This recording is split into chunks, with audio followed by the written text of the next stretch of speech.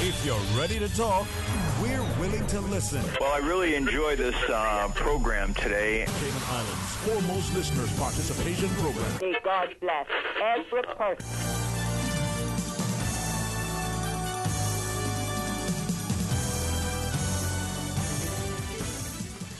Hey, good afternoon and welcome. Thank you so much for joining us on this wonderful Wednesday edition of Talk Today as we invite you to be part of the discussion. 949-8037 or 1-800-534-8255.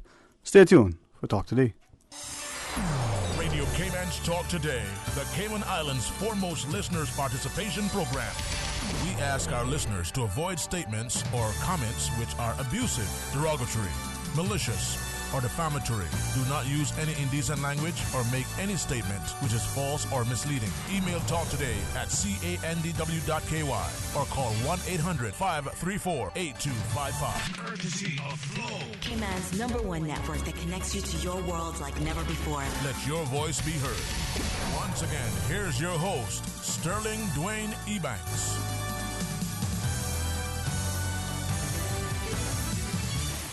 Hey, good afternoon. Welcome. Thanks so much for joining us. And in the studios, we got a chance to tell you as the summer rolls around, opportunities to keep ourselves, our children actively engaged in a safe, nurturing environment.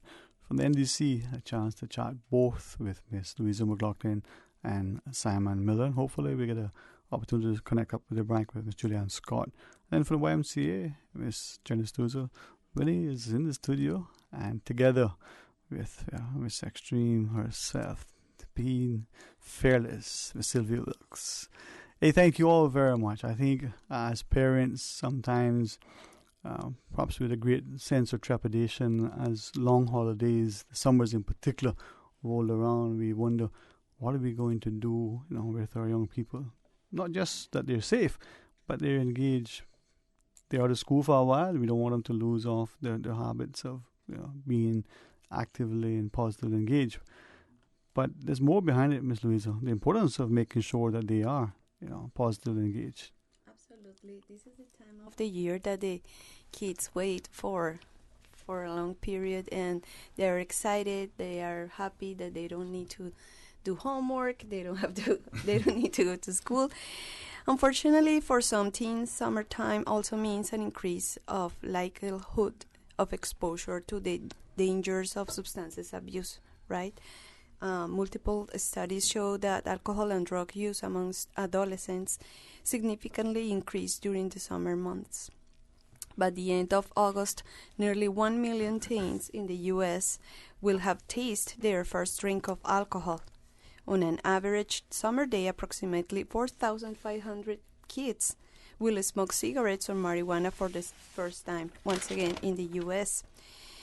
Alcohol in particular is very available for youth at home during the summertime, right?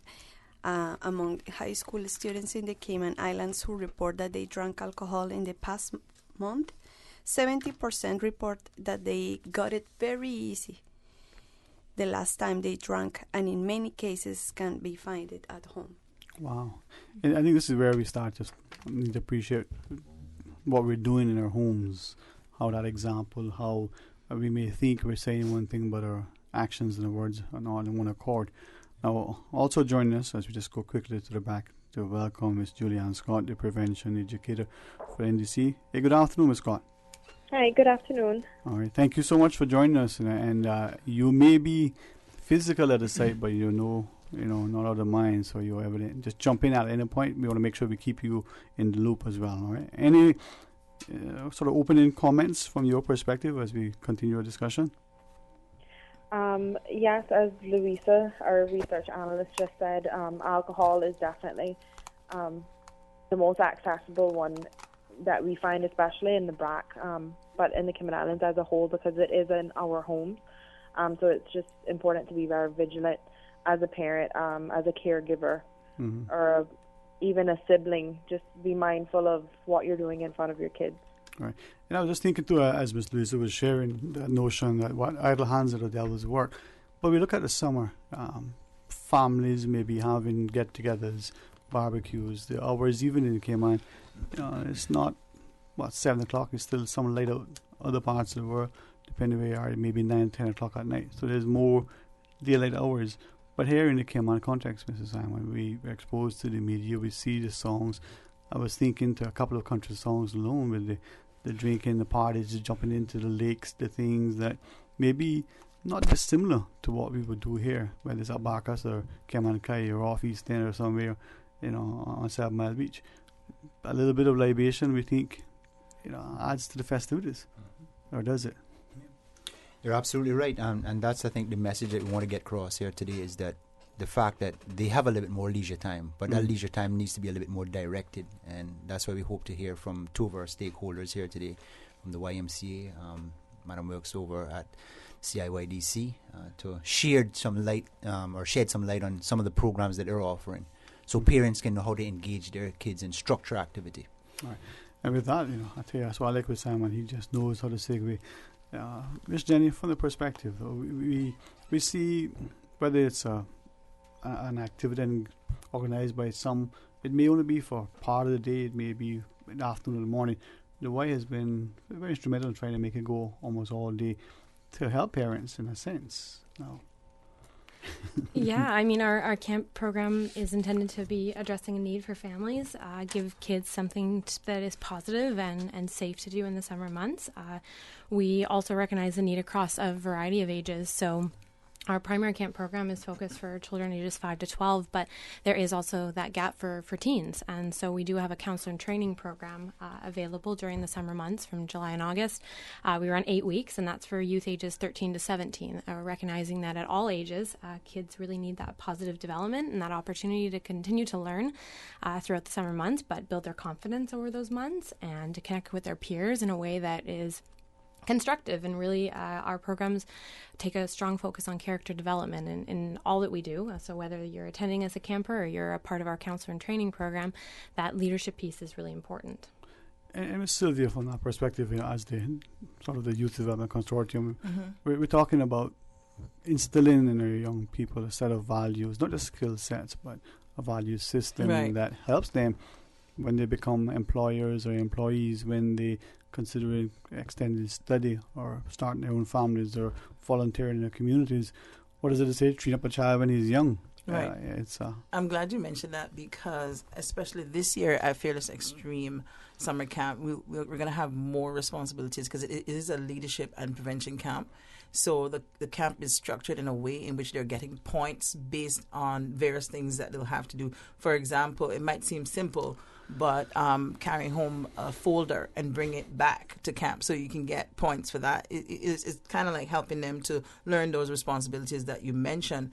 But based on even some of the statistics that Louisa shared just now, even in our criminality report, it mentions how our young people are predisposed to criminal activity and from a very young age. And the important thing is for us to understand that that's because they're not involved in pro-social activities. And then we would, it would make more sense for us to understand, you have 2 months of not being active.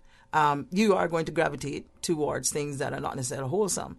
But then you also have the learning that's very important. They have 2 months of break from school. You want to continue some kind of learning. So even with the library, continue reading and encouraging reading throughout the summer is very important. So these organizations, be it VBS, the churches do, be it YMCA, be it Cayman Islands Youth Development Consortium, or any other agencies, even Youth Services Unit that have their Teen Summit. All those are very important, and all of them meet different needs of. So whilst we started out with age 13 when we started Fearless Extreme, we're down to 7 now for a couple of years. There are various ages, various vulnerable communities, and other young people as well that we need to keep engaged. So it's very important for us to even partner as well. If I may ask, and partly from the perspective of recognizing sort of the socio-demographic in our communities, we looked at our, statistics. We talk about how the GDP is reflective in the per capita and all these things, and it may be painting an excellent picture, but whether you're a billionaire, that dollar you spend on something is a dollar you don't have to spend on something else. Yeah, you may have $1 billion other dollars to spend, but it's still that choice. But even in that perspective, on the other side, Could we speak to a couple of things? Perhaps we'll talk about it maybe after the break. Idea of the cause, whether that's something that inhibits, denies access. And you mentioned vulnerability and at risk and the like. And what does that mean? I mean, personally, it's all of us, right? Yeah. And then the notion of the actively engaged youth versus the one who may be properly supervised but isn't active. There's no great concern of that youth engaging in antisocial behavior other than sat at home doing little or nothing. Right. Whether those things come into play. Now, for our listeners, a chance to chat, not understand only from the research analyst, Ms. Louisa, from the NDC, with respect to the statistics and how they may impact us, but the opportunities through the Y and the Youth Development Consortium as to what is available to make sure that our youth are actively engaged. 949-8037 or 949-6990.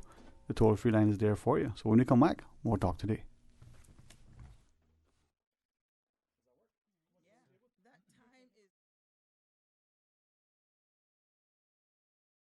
A caring and community spirit, cherished family and cultural values. These are some of the things that still embodies the Caymanian way of life in the Eastern Districts today. Savannah Pharmacy, your neighborhood pharmacy, located in Countryside Shopping Village, is delighted to offer products and services of real value. Whether it's catering to your family's medical needs or carrying apparel, gifts, and beauty products, Savannah Pharmacy provides you with more than just prescriptions. Remember, they're always just around the corner with everything your family needs and convenient opening hours, including Sundays and holidays. Savannah Pharmacy. For more information, call 946-3336.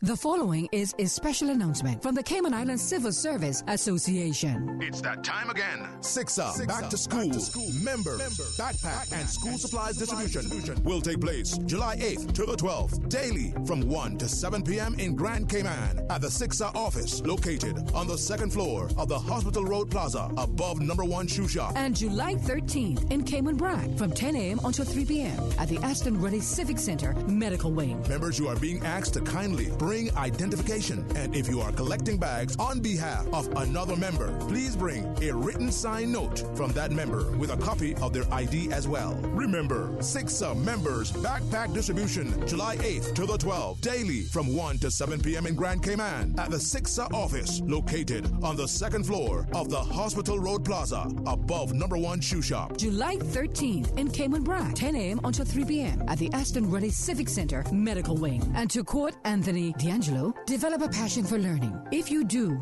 you will never cease to grow. Always separate debris from household garbage after a hurricane hits. Debris includes roofing materials, downed tree branches, and metals. All items of debris must be placed in separate piles to the front of the property or at a side that is easily accessible to collection trucks. Debris must be placed in a location that will not cause obstruction to roadways or come in contact with electrical lines. For more post-hurricane waste management tips, visit the DEH website at www.deh.gov.ky. Talk today.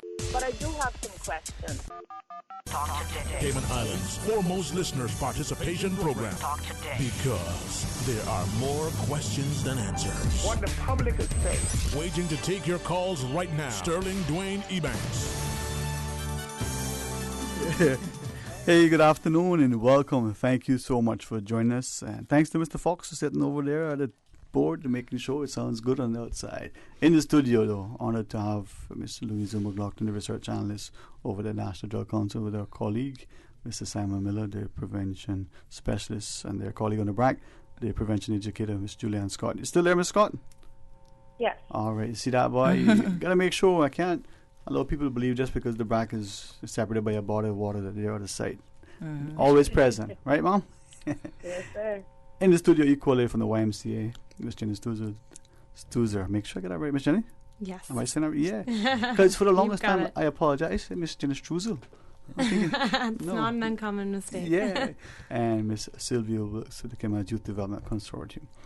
I was asking Michelle during the break, and Ms. Scott, I hope you were able to hear clearly what we were talking about in relation to the cost and the like. Would you want Simon and the team here at the table to weigh in first, or would you want to jump in and take the lead? They can go ahead first. You're very smart. I agree with you. And during the break, we voted since Simon is, the handsome gentleman in the room. Oh my! No, any of you, by all means, Miss Sylvia. Sure.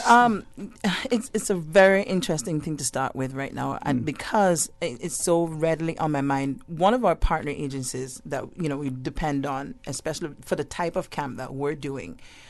It's only 2 weeks. It's not like 8 weeks like YMCA, mind you. 2 weeks of leadership and prevention camp is very intentional. It's about making right choices, exposing our young people to developmental assets, dealing with matters like youth violence, substance abuse, dealing with school dropout, teen pregnancy, all of those, adolescent problem behaviors. So we want to have it's open to any child to attend, and it's creative enough that anybody can benefit. But we want to make sure that those are from vulnerable communities that are not engaged in positive activities are there. How we get them may not necessarily have parents or guardians that would look for these activities to sign up their kids. So we have to depend on agencies such as Department of Children and Family Services. So keeping our camp cost effective, $75 per week, is very intentional as well. So that, when we partner with Department of Children and Family Services or Needs Assessment Unit, if persons express that they can't afford $75 per week, then they have those means in which they can acquire the support that they need. One of the things that we try to do as well is we try to get the venue free, and we were able, thank God, through the Youth Services Unit, thanks to JAMO, advocating on our behalf, to get the Prospect Primary School. Several years we've had that partnership with Ministry of Education, but it fell off some.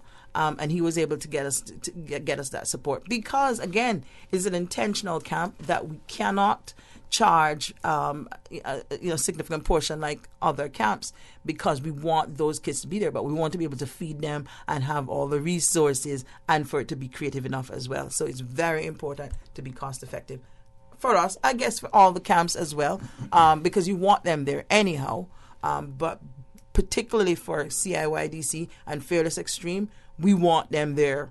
We wish we were Mayor Miller Hall where we could have 300 kids, but that's not the case. We're a Prospect. That's the thing too. As I look at some of the camps, yesterday, for argument's sake, the Department of Sports through their sports camps. Some camps, like the swimming, they're 30 students. Some, like the football, they could be as much as 150 young people. Right. Basketball, 80 students. So there is a number that are subscribed. There is a capacity issue. The Y has a fairly good capacity, I think, Ms. Jenny. So give us a perspective from there. Over the course of the summer, we hope to reach over 600 kids coming through our program. Every week will vary depending on the site that's open and the programs that are available, but we don't want to turn away any family, so we do our best to accommodate. Wait lists are not something we are working towards. Our hope is that if a family has a need and they want to send their child to camp, that we do our best to accommodate that, working with our partners within the community, working with our staff teams. Financial assistance is also something that the YMCA offers to make sure that programs are available to everyone. So our financial assistance program is available to families in need to make sure that fees are not a barrier, and that that's something that we fundraise around as well. We look to our internal community, our Y family, and our community to be able to support the financial efforts and financial assistance program to make sure that that is available to families. But not only that, but we can reach as many families as possible through that program as well. So that's something that is available and hopefully is opening doors to families that maybe hadn't previously considered camp as an option to them, but see something on our agenda for the summer, whether it's our traditional camp or it's our teen leadership, or maybe diving into STEM or another passion of theirs, but that's available to them to be able to pursue their interests over the summer months. Sterling, I was just sitting here listening to Miss Jenny, and the thought just came to me. It's just so refreshing to be living in this time too, that we have all these offerings here in the Cayman Islands, because historically when you look back in the past, there was only a few camps that your child could engage in. There was a few VBSs and so forth. So it's a very refreshing time, and I wanted to just thank these two ladies here and everybody else who's offering camps this summer. From that perspective, I was just looking, and I think anytime looking for an excuse, you can find one. I want to lose weight, but I don't want to exercise, or because it's hot, it's raining, I don't have the clothes. An excuse is readily available. But with respect, summer, let's say it's 8 weeks. Some camps are, just 1 week of this. The families may not be able to afford, they may not be able to engage. So from the perspective of engaging the young person for as much of the summer and then as much of the day. So you have half-day camps, you got a full-day camp. How do we strike that balance to be able to access it because of cost, because of time and the like? In a magic words. We decided this year to extend our camp to 5 o'clock. It was we used to cut off at 3:30, but we realized that that was a challenge for a lot of people. So we decided that we'd go from 8:30 to 5. But then persons are like, well, I have to drop off my child from about 7:30 because I have to be at work at a particular time. And so there's various needs. There's transportation. That we're trying to work out as well, because again, we don't want these things to be barriers. It's very important, and that's why I keep saying it's very important for us to have partnering agencies, because you cannot sustain camp like YMCA, like CIYDC. You cannot sustain it if you don't have the manpower. So if you don't have the funds going into it, if you don't have the resources going into it, we can't do what we intend to do. All right. Ms. Scott, let's bring you into it if you wish to jump in. On the BRAC, it's the same sort of concerns and considerations over there as well? It is, and I must say that I've noticed on our community calendar that there's quite a bit of things happening for kids and families alike this summer that I'm very excited to see. And it has gotten better over the years. It dulled out for quite a bit where there wasn't much for kids to do, and their parents are at work, they're home bored, they're trying to find things to keep them occupied. So it's very great to see many things happening this summer. Right. And then, Miss Jenny, when we think of as Ms. Sylvia was sharing, whether you're the employer, the junior staff, or senior, you get to work. Traffic, transport, you be to work 8:30, 9, whatever time. You drop the child off. You leave work at whatever time you pick. If the camp isn't there, but for some of us, we'll be happy to drop the child off before the sun comes up and don't pick him up till the sun goes down. Did I say that loud? That is true. But that is. It is true. We volunteered. We know that happens. Yeah, and transportation is definitely something to be considered. And over the years, we've tried to expand geographically as well our reach. So I believe it was about 3 years ago that we launched at the Cayman Islands Baptist Church in Savannah, recognizing that there was a need in more eastern districts. Offering camp at the Camana Bay Sports Complex as well as in Georgetown allows us to hopefully meet that need for families in different areas.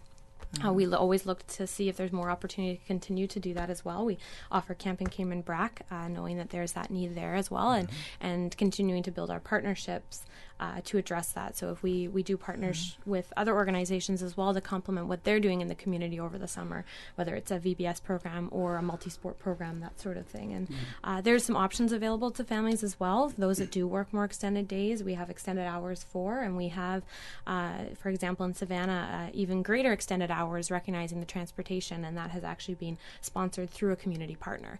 Knowing that traffic out to Savannah can be difficult and much longer at times, so we've made sure that there is those extended hours for those families as well. So it's I think always reassessing those needs, and every year we try to do that and try to expand and grow and make sure that we're staying relevant and making sure that we can always at the end of the year reflect on what we can do better and how we can better improve the program.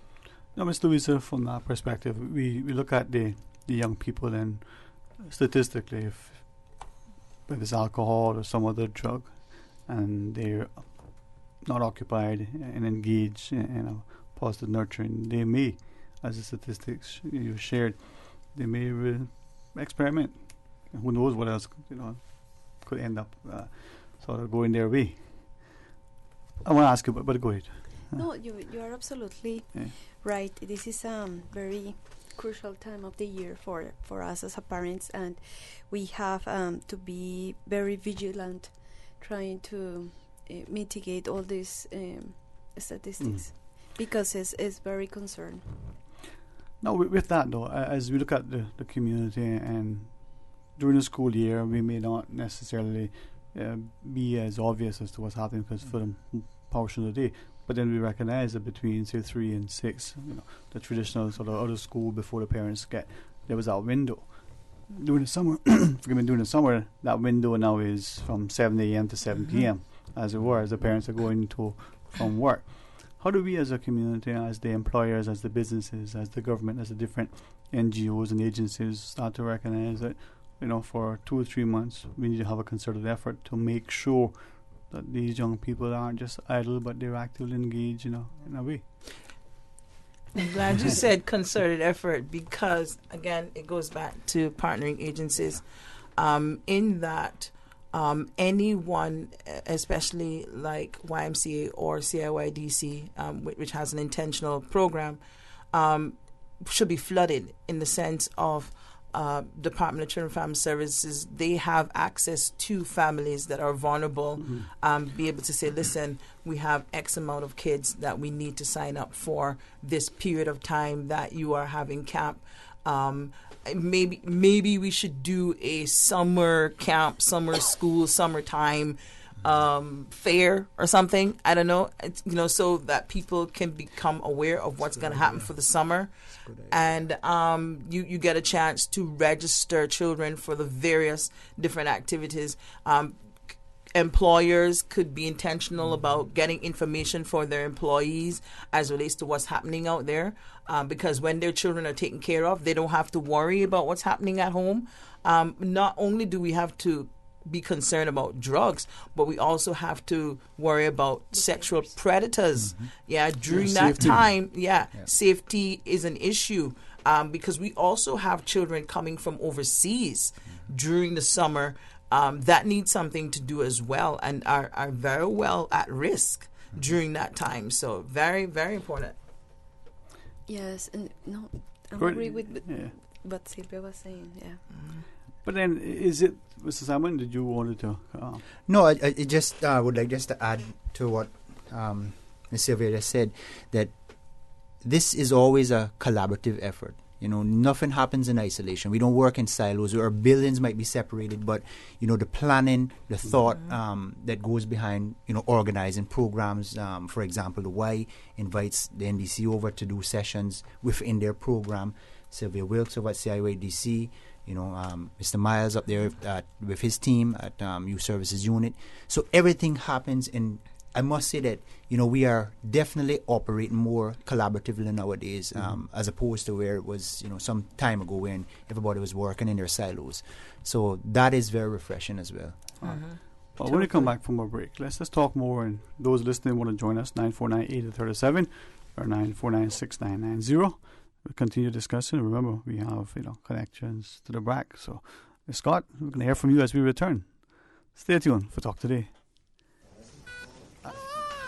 Congratulations, it's a boy. During the greatest events of your life, whether or not you have the right health insurance coverage should be the last thing on your mind. That's why at Fidelity Health, we are committed to helping you get matched with the right plan to suit you and your family. We offer a range of plans to suit your budget, plus access to a network of quality care throughout the Caribbean and the USA. You can relax and enjoy life's greatest moments when you are covered with Fidelity Health. Call us today at 949-7822 for a free quote.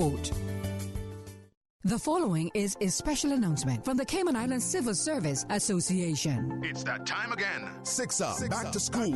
Member Backpack and School Supplies Distribution will take place July 8th to the 12th, daily from 1 to 7 p.m. in Grand Cayman at the SIXA office located on the second floor of the Hospital Road Plaza above number 1 Shoe Shop. And July 13th in Cayman Brac from 10 a.m. until 3 p.m. at the Aston Ruddy Civic Center Medical Wing. Members, you are being asked to kindly bring identification. And if you are collecting bags on behalf of another member, please bring a written signed note from that member with a copy of their ID as well. Remember, SIGSA members backpack distribution July 8th to the 12th, daily from 1 to 7 p.m. in Grand Cayman at the SIGSA office located on the second floor of the Hospital Road Plaza above number 1 shoe shop. July 13th in Cayman Brac, 10 a.m. until 3 p.m. at the Aston Ruddy Civic Center Medical Wing. And to quote Anthony D'Angelo, develop a passion for learning. If you do, you will never cease to grow.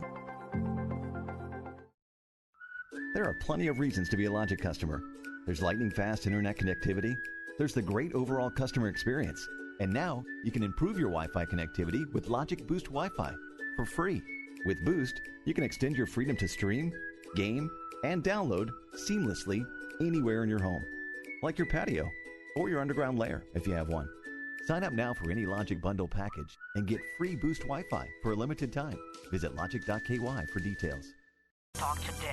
But I do have some questions. Talk today. Cayman Islands' foremost listeners participation program. Talk today. Because there are more questions than answers. What the public is saying. Waiting to take your calls right now. Sterling Dwayne Ebanks.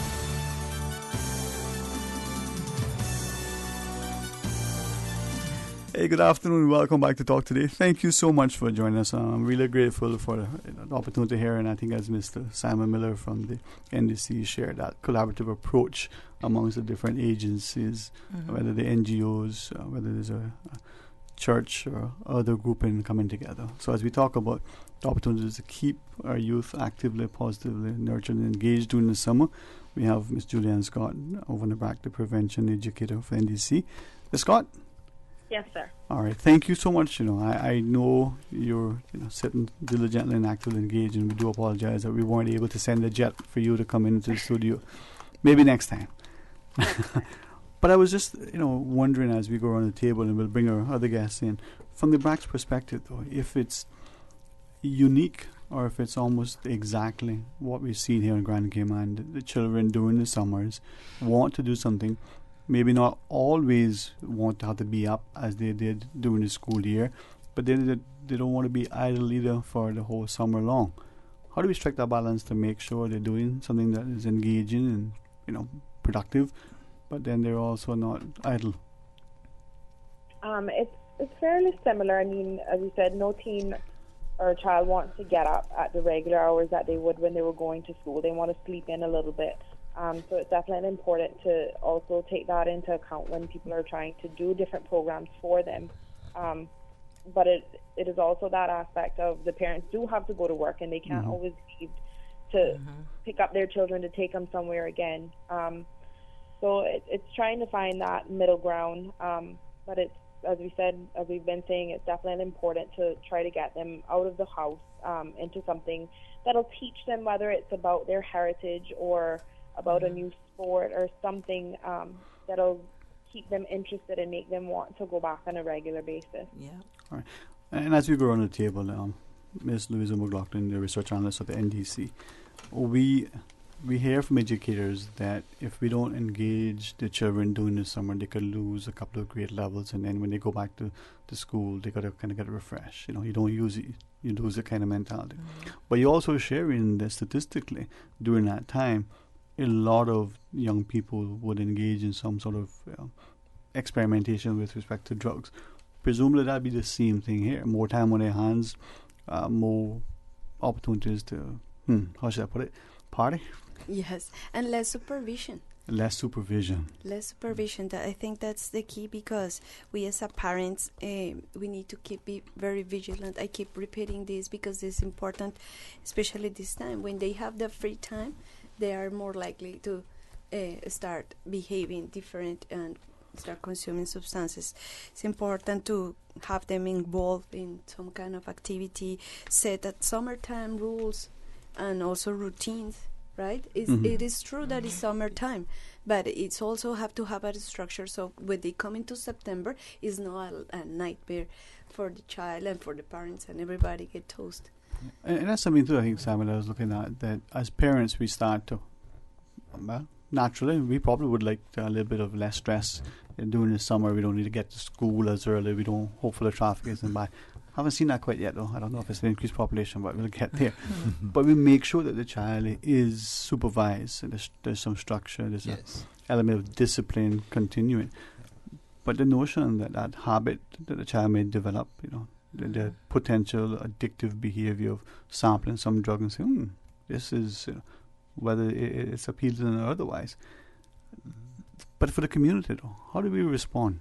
Because that's the thing, without that partnership, without the employer maybe reaching out and saying, how can I do something that isn't overly costly and making it difficult for the business to continue, what do we do? You raise a very good point. I think, to the listening audience now, maybe you're at, a fairly large company, or maybe it's fairly small, but because you're hearing us having this conversation over the air now, engage in a conversation with your employer. Maybe they're willing to, pay the cost to go to one of these camps. That's an option, and I think that's the sort of thinking and the level we have to get as a community, so we can start solving and making sure that all of these camps are maxed out and that our kids are involved in some structure. Exactly.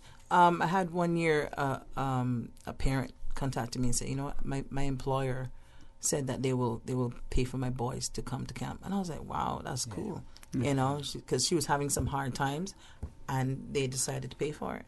But the way, like other agencies have the scholarship assistance or financial assistance, there are some of us, whether it's proud or pride or whatever it is, we've paid our bills, but there's no disposable income. There's no money left. Not to go to the movies, not to rent. You can rent tapes anymore, right?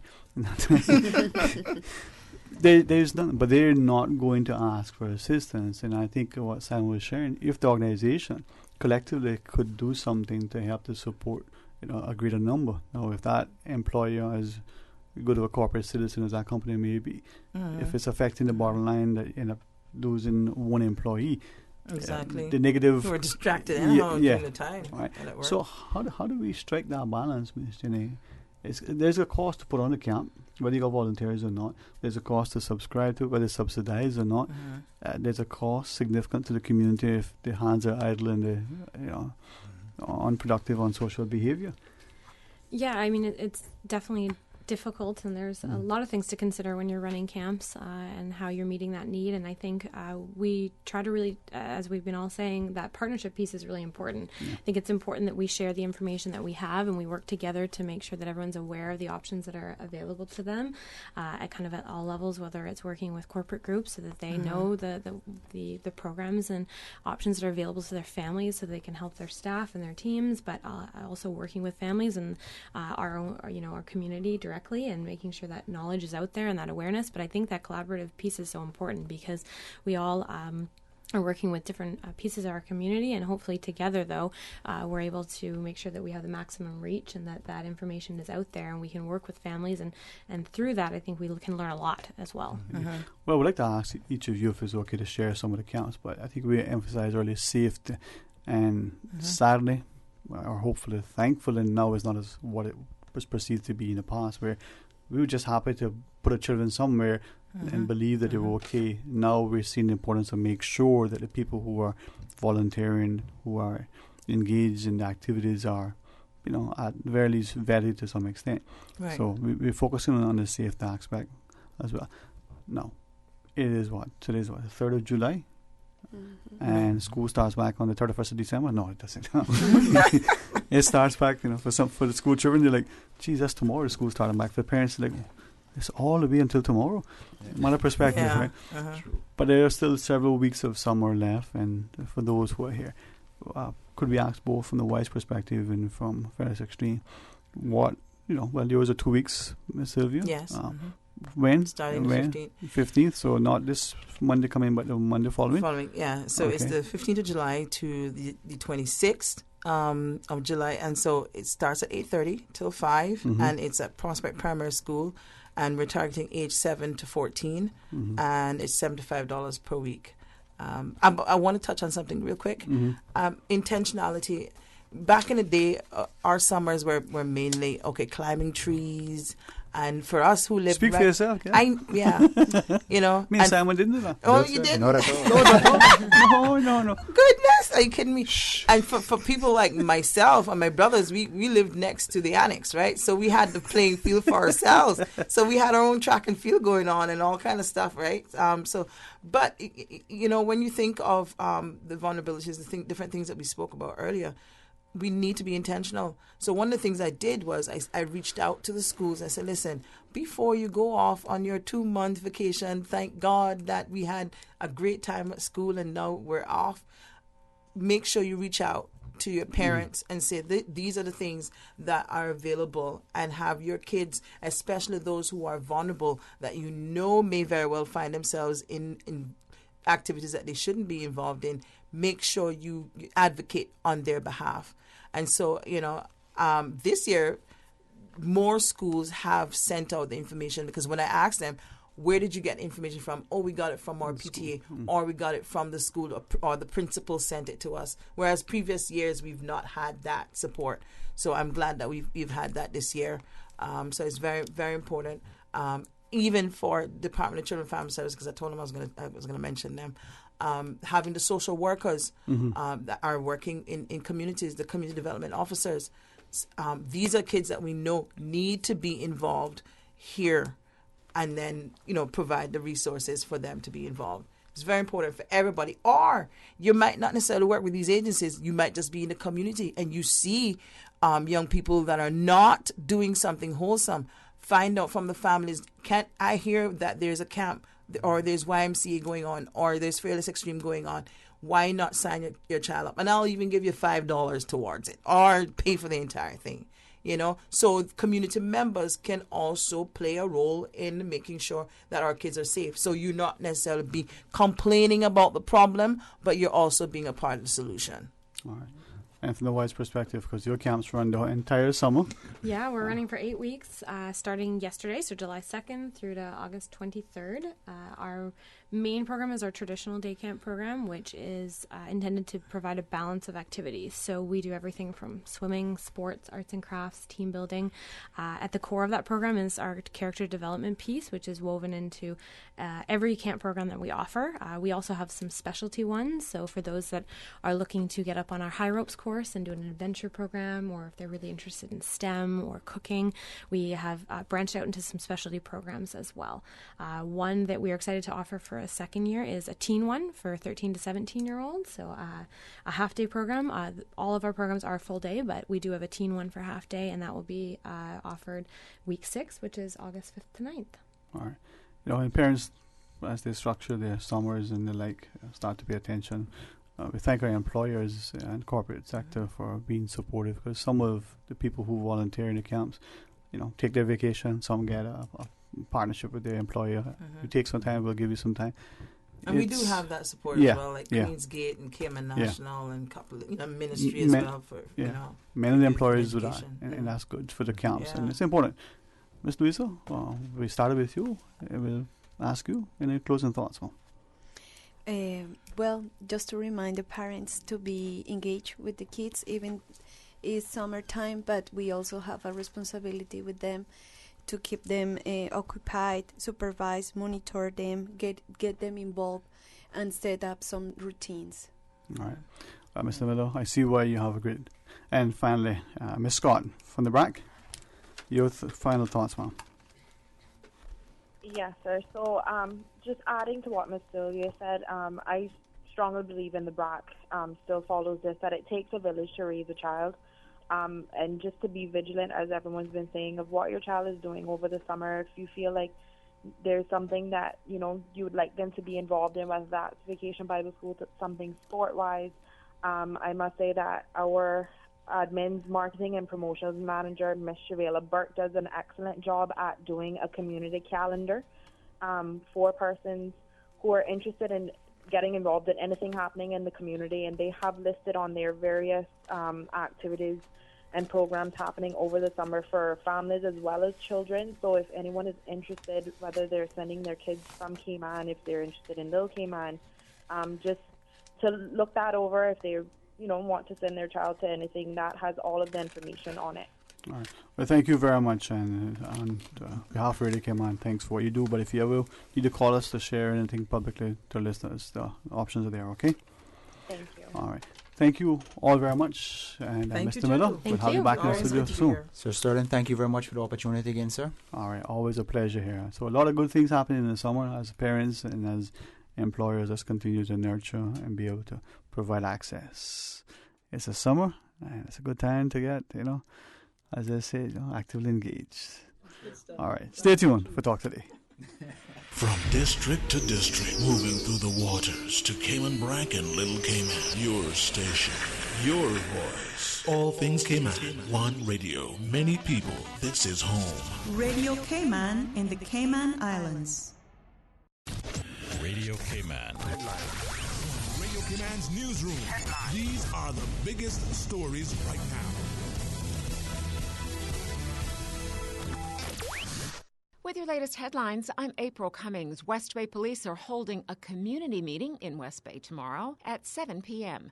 Police Inspector Lloyd Marriott says the meeting will be held at the John A. Cumber Primary School, and Commissioner of Police, Mr. Derek Byrne, Uniform Superintendent Robert Graham are both expected to attend. In international headlines, an airstrike hit a detention center for migrants near the Libyan capital of Tripoli early today, killing at least 44 people and wounding dozens of others in an attack that the UN Human Rights Chief said could amount to a war crime. The same military jurors who acquitted a Navy SEAL of murder in the killing of a wounded Islamic State captive under his care in Iraq in 2017, those jurors will be returning to court today to decide whether he should serve any jail time for the single charge he was convicted of, posing with the 17-year-old militant's corpse. And conspiracy theorists took to social media in a flurry of excitement after a mysterious flying object resembling an orange fireball streaked across the Florida sky. The American Meteor Society reported 24 sightings from Jacksonville to Key West after midnight and tweeted, quote, "There's no real explanation yet." But astrophysicist John McDowell at the Center for Astrophysics says those lights were just pieces of a Chinese rocket as it re-entered the Earth's atmosphere. Those are your headlines. From Radio Cayman's newsroom, I'm April Cummings. Radio Cayman, the voice of the Cayman Islands. What's happening in your community? News and information, music and more. You can find us. www.radiocayman.gov.ky. Like us on Facebook and follow us on Twitter. Radio Cayman is your choice, your voice for today's biggest news. Radio Cayman.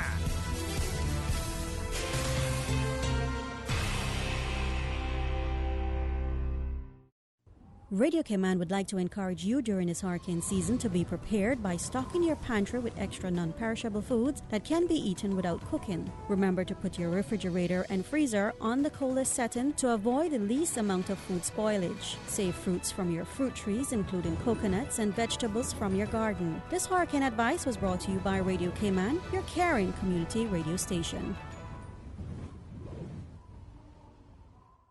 Talk today. But I do have some questions. Talk today. Cayman Islands' foremost listeners' participation program. Talk today. Because there are more questions than answers. What the public is saying. Waiting to take your calls right now. Sterling Dwayne Ebanks.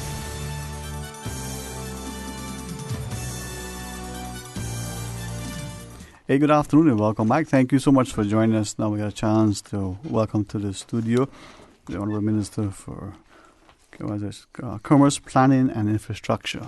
As I was having some fun earlier, but I said, let me behave because, it's just Wednesday and it's only the third day of the month, and, Ms. Norma made me promise that I'd try to behave at least for one day of the week.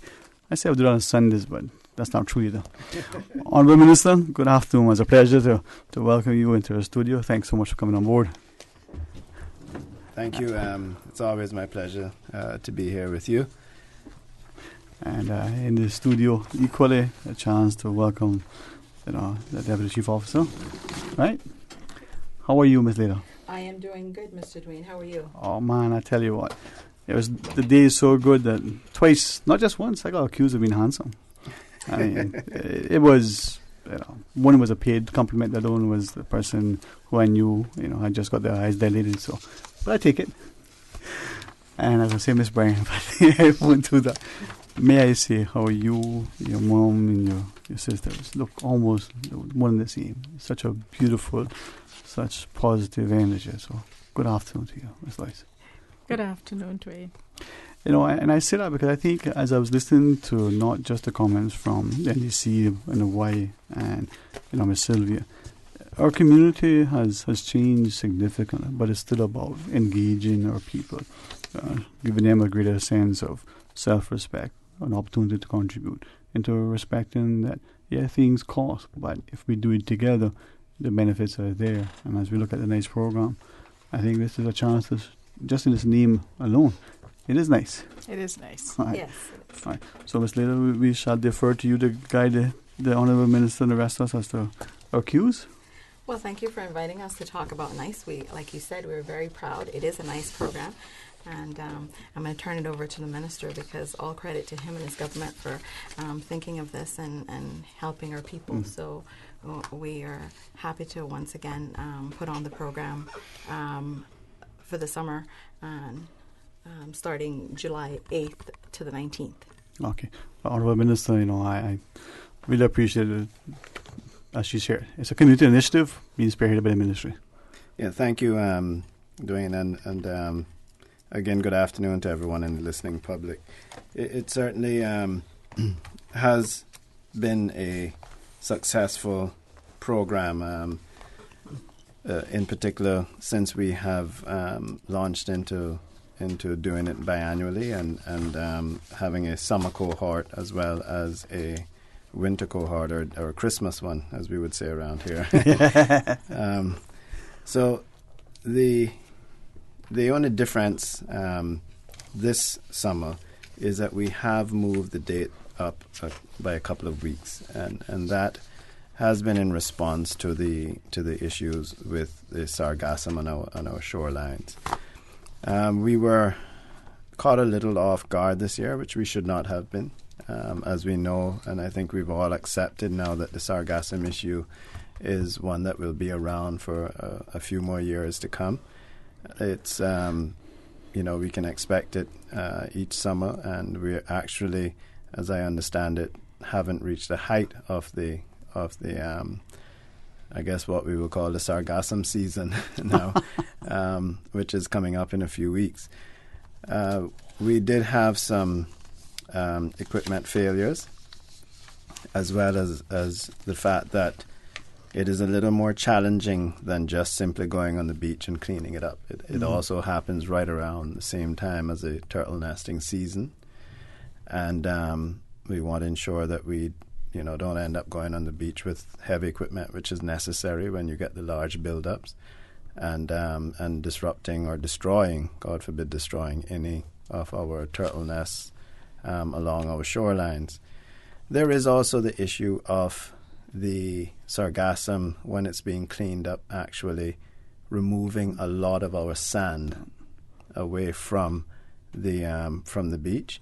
And so wherever possible, we want to leave as much of the sand on the beach as we can, because we certainly faced with, if you believe in global warming or not, we certainly are being faced with beach erosion and rising tides.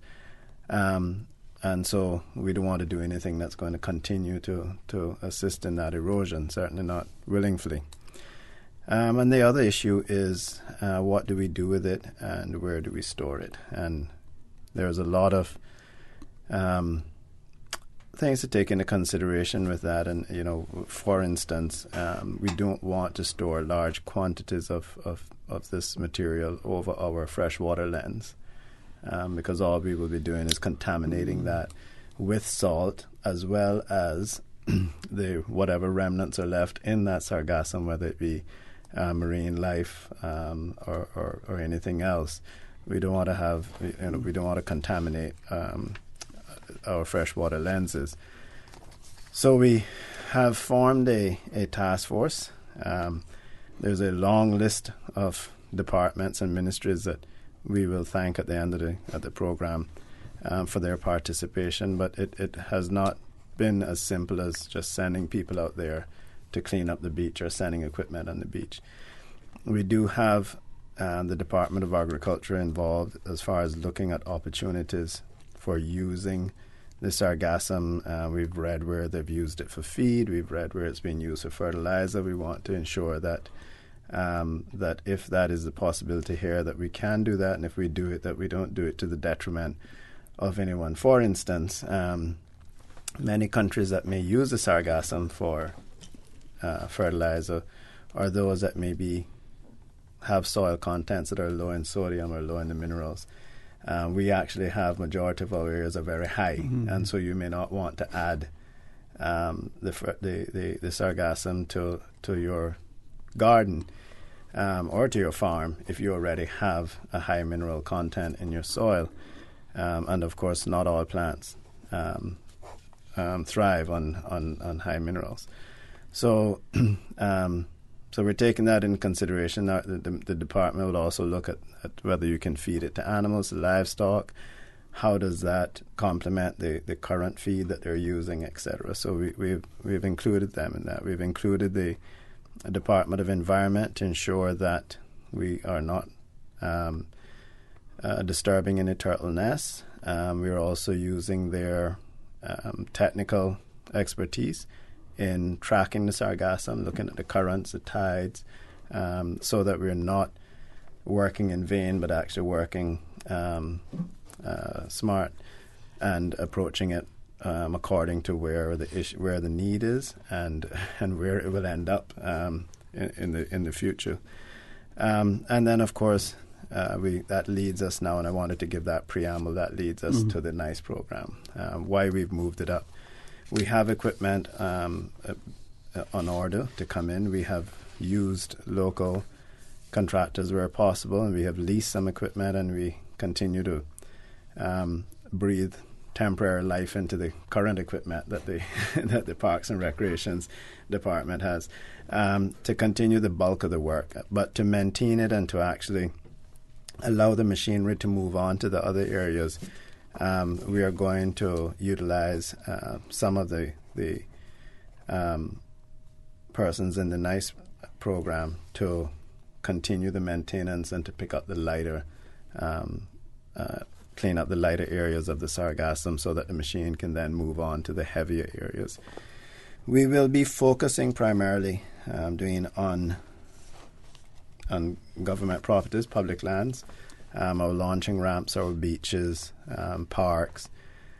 However, there are some areas where there's either no dwellings on the water side of the road, or the property is so small it's not being maintained, and where there are high or high levels of residents on the opposite side of the road who are suffering from the smell of the sargassum.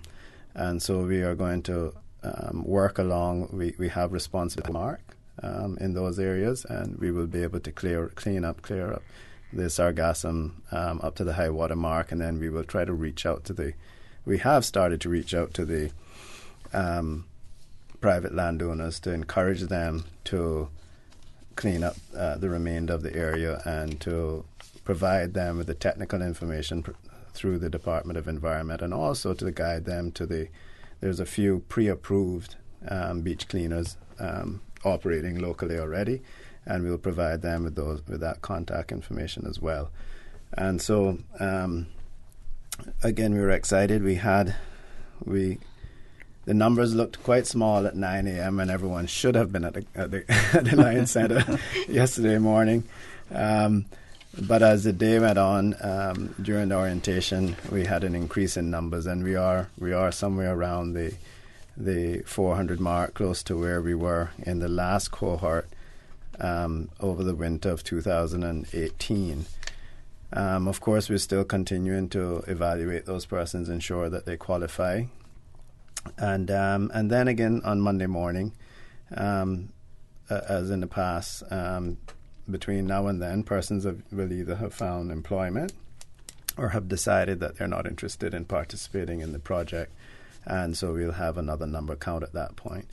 So we should be releasing later in the week today's Wednesday, later in this week, some preliminary numbers, and then as the fixed numbers as a project starts, we will release those fixed numbers. But thankfully for us, this government had agreed, after doing the 2 cohorts last year, to actually fund for 2 cohorts again this year. We knew that the numbers dropped based on our overall unemployment numbers as well as the opportunities afforded by the iguana culling, that there would still be persons this year who, for whatever reason, are not employed currently or fully employed currently.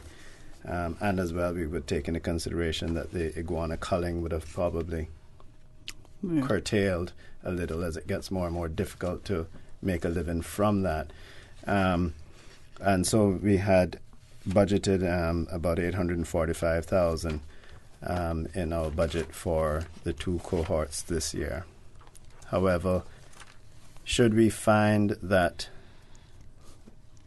the project is useful in maintaining and removing the sargassum, then we may be going back to our government to say that we still have a few more months of the issue with the sargassum. We have a team together now that we feel can control it and maintain the cleanup, and we may find the need to keep people on further than the initial 2 weeks or 3 weeks that we had planned on. And as I said yesterday in the press, we have the budget. However, the numbers dictates whether or not we can do it for 2 weeks or 3 weeks, or whether everybody can get 2 weeks of work, or whether how many can get 1 week or 2 weeks. That's all based on the numbers at registration. But like previous cohorts or previous projects, we will have the opportunity going forward to offer persons, whether it's extended short-term contracts and or in the private sector, assist them in finding full-time employment. And is it then the intent that, like in the winter time when we do the Christmas cleanup, to be on land, this will be specifically looking at the seaweed along the coastline? There is only so much that we can do on the coastline and supervise. Mm-hmm. And as we said, we just can't go. So we will be doing the normal stuff that we normally cover, the beach accesses, the roadsides, some of the more developed communities, in addition to the sargassum cleanup, yes. All right. You know what, it's an issue that needs to be tackled, and we see it from the perspective just of the smell alone, but the impact on tourism and the enjoyment of the summer. Later. Well, like Minister said, we're going to continue the work with the other areas as well, because we have a number of other areas that we normally maintain, and we make sure that the workers are kept busy and are fully supervised. So we do give them that opportunity, and the program in itself is offering them meaningful work, so, and to develop skills and experience. So we really try to give them and assign them work that is meaningful, and Ms. Loy can add to that. As a part of the program, one of the things that was established is that we sort of provide them with a appraisal sort of system, and Ms. Loy can expand a little bit more on that. So during the period which the workers or the participants engage with us, they're supervised very closely, and they're supervised by persons who are employed by government. And during that, we observe them, we see how they operate. The hope is that every time they come to us, they gain new skills, or and they upskill. And hopefully that some of these participants will also be able to go on to become team leaders, because they have acquired certain skills as well. And so when we observe them, we do an evaluation at the end of the time on their performance, and we look at everything: their attitude at work, their work ethics, just how they do the job that they were set out to do. And we provide them with some feedback, and we actually give them a document that outlines how well they've done in certain areas and how they're rated, which they can use to help to assist them when they're going to look for full-time work. No, No, I was going to say that Miss Loy shared an example that she was actually recently doing interviews, and a applicant had actually showed that as a part of their package. So we're happy to see that they are using that and they are gaining skills. As Ms. Loy said, our supervisors work closely with them. We're teaching them life skills as well. You know, some of these, sometimes it's they haven't worked in a while, and it's working with them, working on even attitudes and having those chit-chat with them that will help them to make them employable. So we do try. Just wanted to add that. And it's important, I think, as we look at it, the skill set sometimes we take for granted. They just need a little opportunity to develop. And part of a team, part of the responsibility of saying, you know, as the Honourable Minister said, 9 o'clock was sort of opening the bell. As the day rolls on, more come in. Maybe they're shifting from what they're doing previously to avail themselves of the opportunity. 2 weeks, possibly 3, Honourable Minister. Yes, as like I said, we're going to, and as I encouraged the participants yesterday morning when I addressed them at the registration, that it's up to them to go out and to demonstrate to the public and to the government that they have the tools and the desire to do the job properly, and if that is the case and it is working, obviously the issue, as I said, with the sargassum is not going to go away. Not right away. It will in a month or two's time, but between now and then we still have to deal with it. So that is that is where we are with it right now. We are putting together a comprehensive plan made up of several ministries and departments, as well as a budget, in not only dealing with the sargassum this summer, but how we are going to deal it, how can we approach it better, and how can we respond quicker in the years to come until this becomes, until either this is resolved or whether it's going to become a natural part of our lives now. Either way, we will be dealing with it for a time period. I did see in today's Compass that there was a regional meeting of countries to discuss the issue. Unfortunately, we were not represented there, but we have reached out to them to ensure that we are at the next meeting, which I think is set for October. And again, this will require a collaborative approach. The United States will be a large component of that. It has started to affect the Florida beaches now and the Miami Beach area, so it has certainly gotten their attention. But for those that don't know, the issue with the sargassum is twofold. One is the rise in temperatures. We've had a 1 degree or 2 degree rise in temperatures in the waters over the years, and the fertilizers coming through from the farming networks runoff coming in through the Mississippi River network into the Gulf, and then the same thing happening in South America. And so the waters surrounding the Gulf, in particular, for instance, with the temperature rise and the additional nutrients added by the fertilizers, just makes for a perfect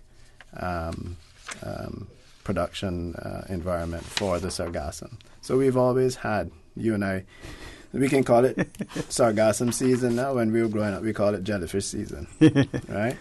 Those of us that used to go spearfishing, we had to deal with thimbles this time of the year.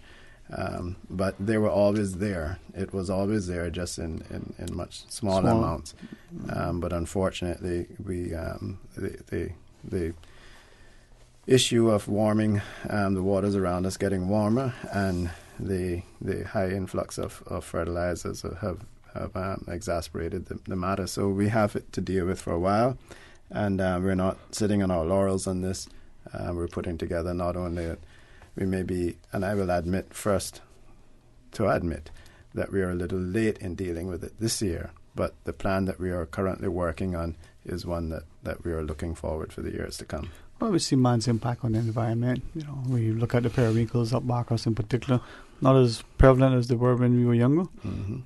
This is the price of progress and prosperity and development, or what have you. We respond to it. If I could ask the Honourable Minister, that there were those who had shared publicly that some jurisdictions, and then are we also looking at it if it's a viable option, have installed, I guess, lines offshore that would capture nets, that would capture and be able to help to mitigate or reduce the probability that it get onshore. Yeah, and those will have other unintended consequences for marine life. But we are, the Department of Environment, are monitoring these overseas to see which ones are working and aren't working and what the impacts are. And they are actually monitoring one or two small installations locally to see whether they work, and if they are working, what are the impacts. So they are certainly looking at that. And as I said, they have done some temporary approvals on at least one location that I'm aware of, and they're monitoring it as a test to see how it works. I mean, as a person fishing, you see these weed lines out there. Sometimes they're good places to see other fish as they feed on the smaller fish. But there are consequences. There are consequences, and there's something else I wanted to point out. Whilst a lot of people may say you can't, the critics may say you can't mess with Mother Nature and it makes no sense to clean it up. The issue with it is that if we do not remove some of in areas where it's heaviest, where the beach is covered and then the ocean is covered, and we're now starting to see, I've seen photos of dead iguanas in it and dead fish and other things. It's blocking the ability for turtles to come in and nest. But if we don't remove what is on the beach, what is in the water has nowhere to go.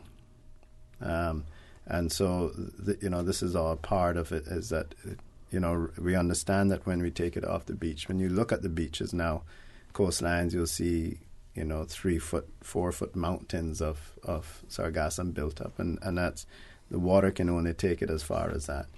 And until we remove that, the rest of it will just stay in the water and become stagnant. I've had persons send me photos of areas where it had been settled for quite a while, and then they got it cleaned up, and when they looked underneath, what used to be turtle grass and stuff was bare and dead. Lack of sunlight, lack of oxygen. Whilst we can only manage what Mother Nature gives us, we can't change it. We simply cannot just sit down and leave it alone. All right. Well, when we come after the break, then share more with us so that we get a perspective of the program, its impact, and the like.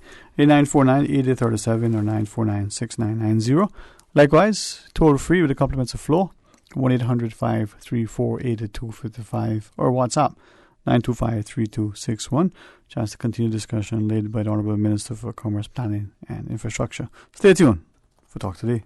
The following is a special announcement from the Cayman Islands Civil Service Association. It's that time again. SIXA Back to School Member Backpack and School Supplies Distribution will take place July 8th to the 12th, daily from 1 to 7 p.m. in Grand Cayman at the SIXA office located on the second floor of the Hospital Road Plaza above number 1 shoe shop. And July 13th in Cayman Brac from 10 a.m. until 3 p.m. at the Aston Ruddy Civic Center Medical Wing. Members, you are being asked to kindly bring identification, and if you are collecting bags on behalf of another member, please bring a written signed note from that member with a copy of their ID as well. Remember, SIXA Members Backpack Distribution, July 8th to the 12th, daily from 1 to 7 p.m. in Grand Cayman at the SIXA office located on the second floor of the Hospital Road Plaza above number 1 shoe shop. July 13th in Cayman Brac, 10 a.m. until 3 p.m. at the Aston Ruddy Civic Center Medical Wing. And to quote Anthony D'Angelo, develop a passion for learning. If you do, you will never cease to grow. Wow, it seems I buy a battery every year. Oh, for real? You should buy your car battery from Vantman. Their batteries are tough. I have a 3-year warranty on mine. Oh, I know that trick. I take it back and they charge me a percentage of the price. Hear me out, bro. Not at Vamp Bobo. You can get a 3-year full warranty, no charge. And if they install it at Vamp, it includes free towing and jumping service. And let me tell you, you will never have to get your hands dirty changing no battery. Get Motorcraft Max or Plus battery for 20% off when it's installed by the service department at Vamp Motors on Walker's Road. Now that's a deal you can get charged up about. Vamp Motors, keeping you on the road. Excuse me, I noticed you from afar. Really?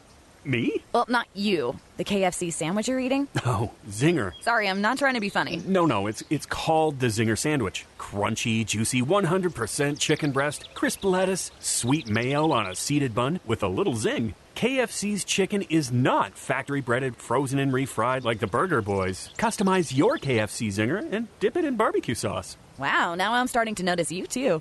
KFC, it's finger licking good. Kind of like one surgery fits all. You're saying, that's not necessary. That's not going to be the case with me. And that's good to hear. For the Health of It is proudly brought to you by Eating Clean. Wake back up to quality foods with eatingclean.com. That's clean with a K. EATINGKLEAN.com. Talk today. But I do have some questions. Talk today. Cayman Islands' foremost listeners' participation program. Talk today. Because there are more questions than answers. What the public is saying. Waiting to take your calls right now. Sterling Dwayne Ebanks.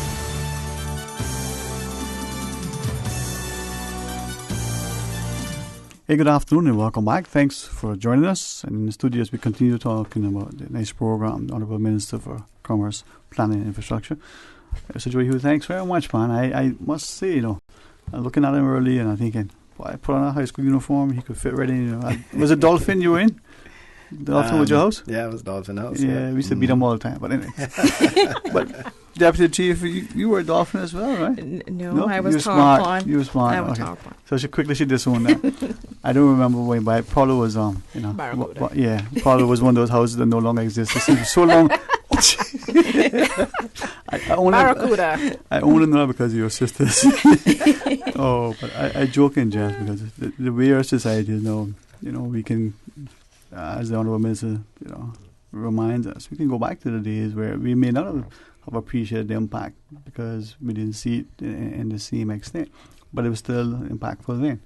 Now, from the perspective, as we look at the program and the approach to address the issue, as you shared, a little bit late, but still, still very, very important and not too late.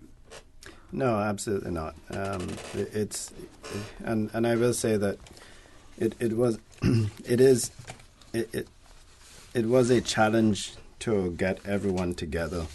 I think we had, and just to give a little background about being late, we had a few individual efforts through ministries, and then we realized that this is going to require a multi-agency, multi-ministry approach, right down to including the labor aspect of it. But we are now working, and I must recognize and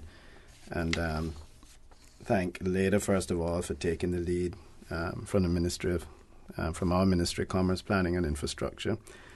I have a long list I'm going to try and go through here, and yes. I may need some help with the acronyms, but we also have the ministries involved is the Ministry of Health, Environment, Culture and Housing, the Ministry of Employment and Border Control, Ministry of Finance, the Public Works Department from the departments, the Public Works Department, the National Roads Authority, the Department of Environmental Health when it comes to the disposing and storage of it.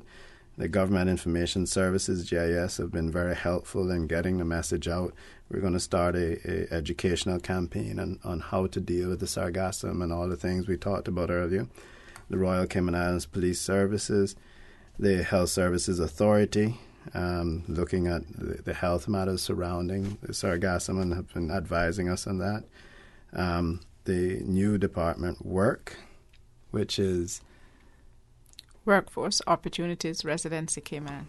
I will learn that one. Before my term is up, I'll learn that. The Portfolio of Civil Service, commonly known as POCS, and from yesterday's perspective, we had all of these departments assisting us with that, but we also had wanted to thank the Lions Centre for hosting us again, and also the Justice of Peace Association, who were there on hand to help persons certify documents, etc., when needed.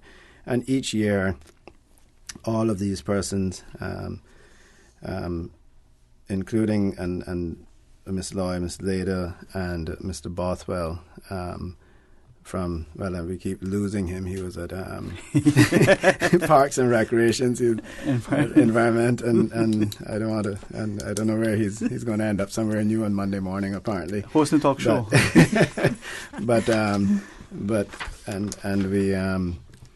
We certainly want to recognize their roles. We also want to recognize Mr. Levi Allen, who unfortunately, due to health reasons, have not been there with us physically. But I can tell you that he certainly knows how to send Leighton those messages reminding them what they need to do and ensuring that they're doing it. So, Mr. Allen, if you're listening, we want to recognize all of your tremendous work in the past and say that we did miss you yesterday morning, but thank you for your continued efforts behind the scene and assisting, and we wish you well. So, it as you can tell from all of the long list of persons there, it's an extremely collaborative effort that we've gotten to this point, and I can assure the public that as we go forward, they will see further action being taken in the cleaning up of the sargassum, and continue to see the exemplary work that the nice crews do around our islands as they clean up our beach accesses and our streets and those things. So. Yeah, Minister, I just wanted to add, you did have that long list of thanking everybody, and you mentioned Miss Loy. Miss Loy has taken over as project manager this year. As Minister said, Mr. Allen is not feeling very well, so we thank him, and he is correct. Mr. Levi continues to send us WhatsApp messages every minute, but to make sure that we're on track. And a special thanks to Miss Tanisha Jones that works out of Public Works as well. She has been a great help with us. So we don't like to list off, as Minister said, because you tend to forget one or two, but we just wanted to thank those persons for taking it on and really helping us get this project and seeing it through. Now, we had a quick message in case those who join us late. The project gets underway shortly. There was the opportunity yesterday.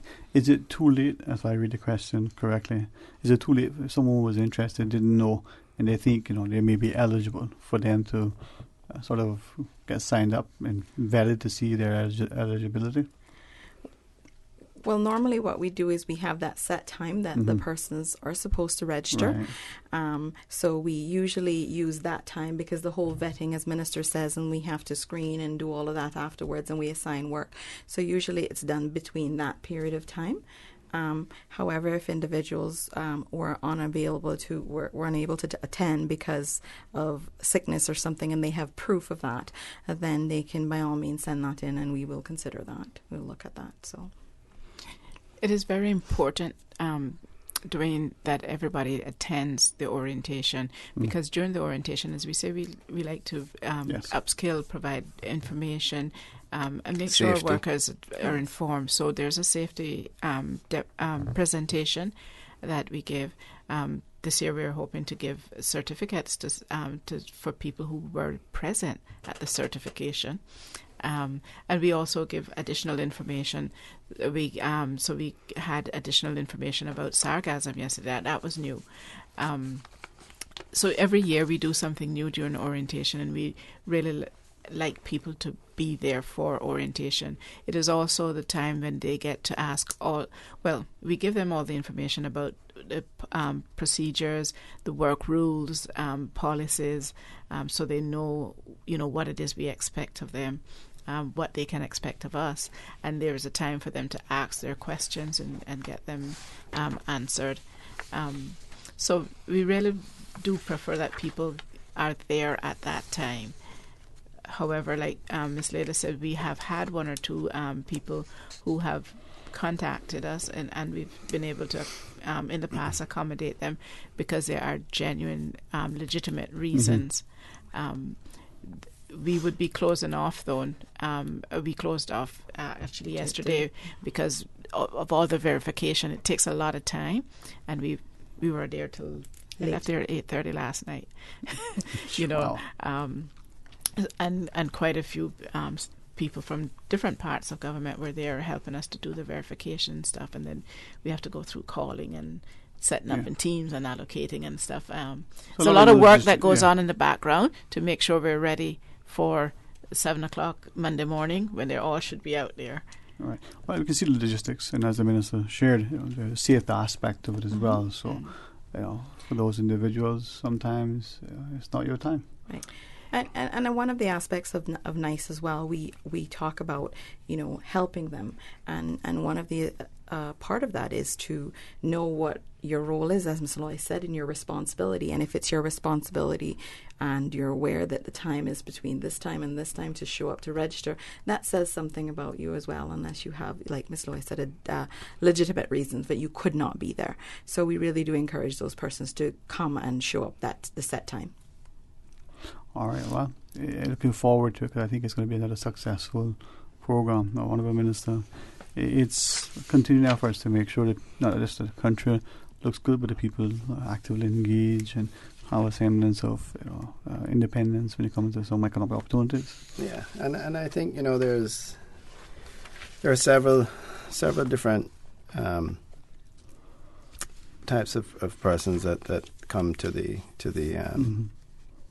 program, and like I said, we are very, very proud of the fact as a government that unemployment has hit a record low since in over a decade, with unemployment overall being just over 2%, and for Caymanians just over 4%.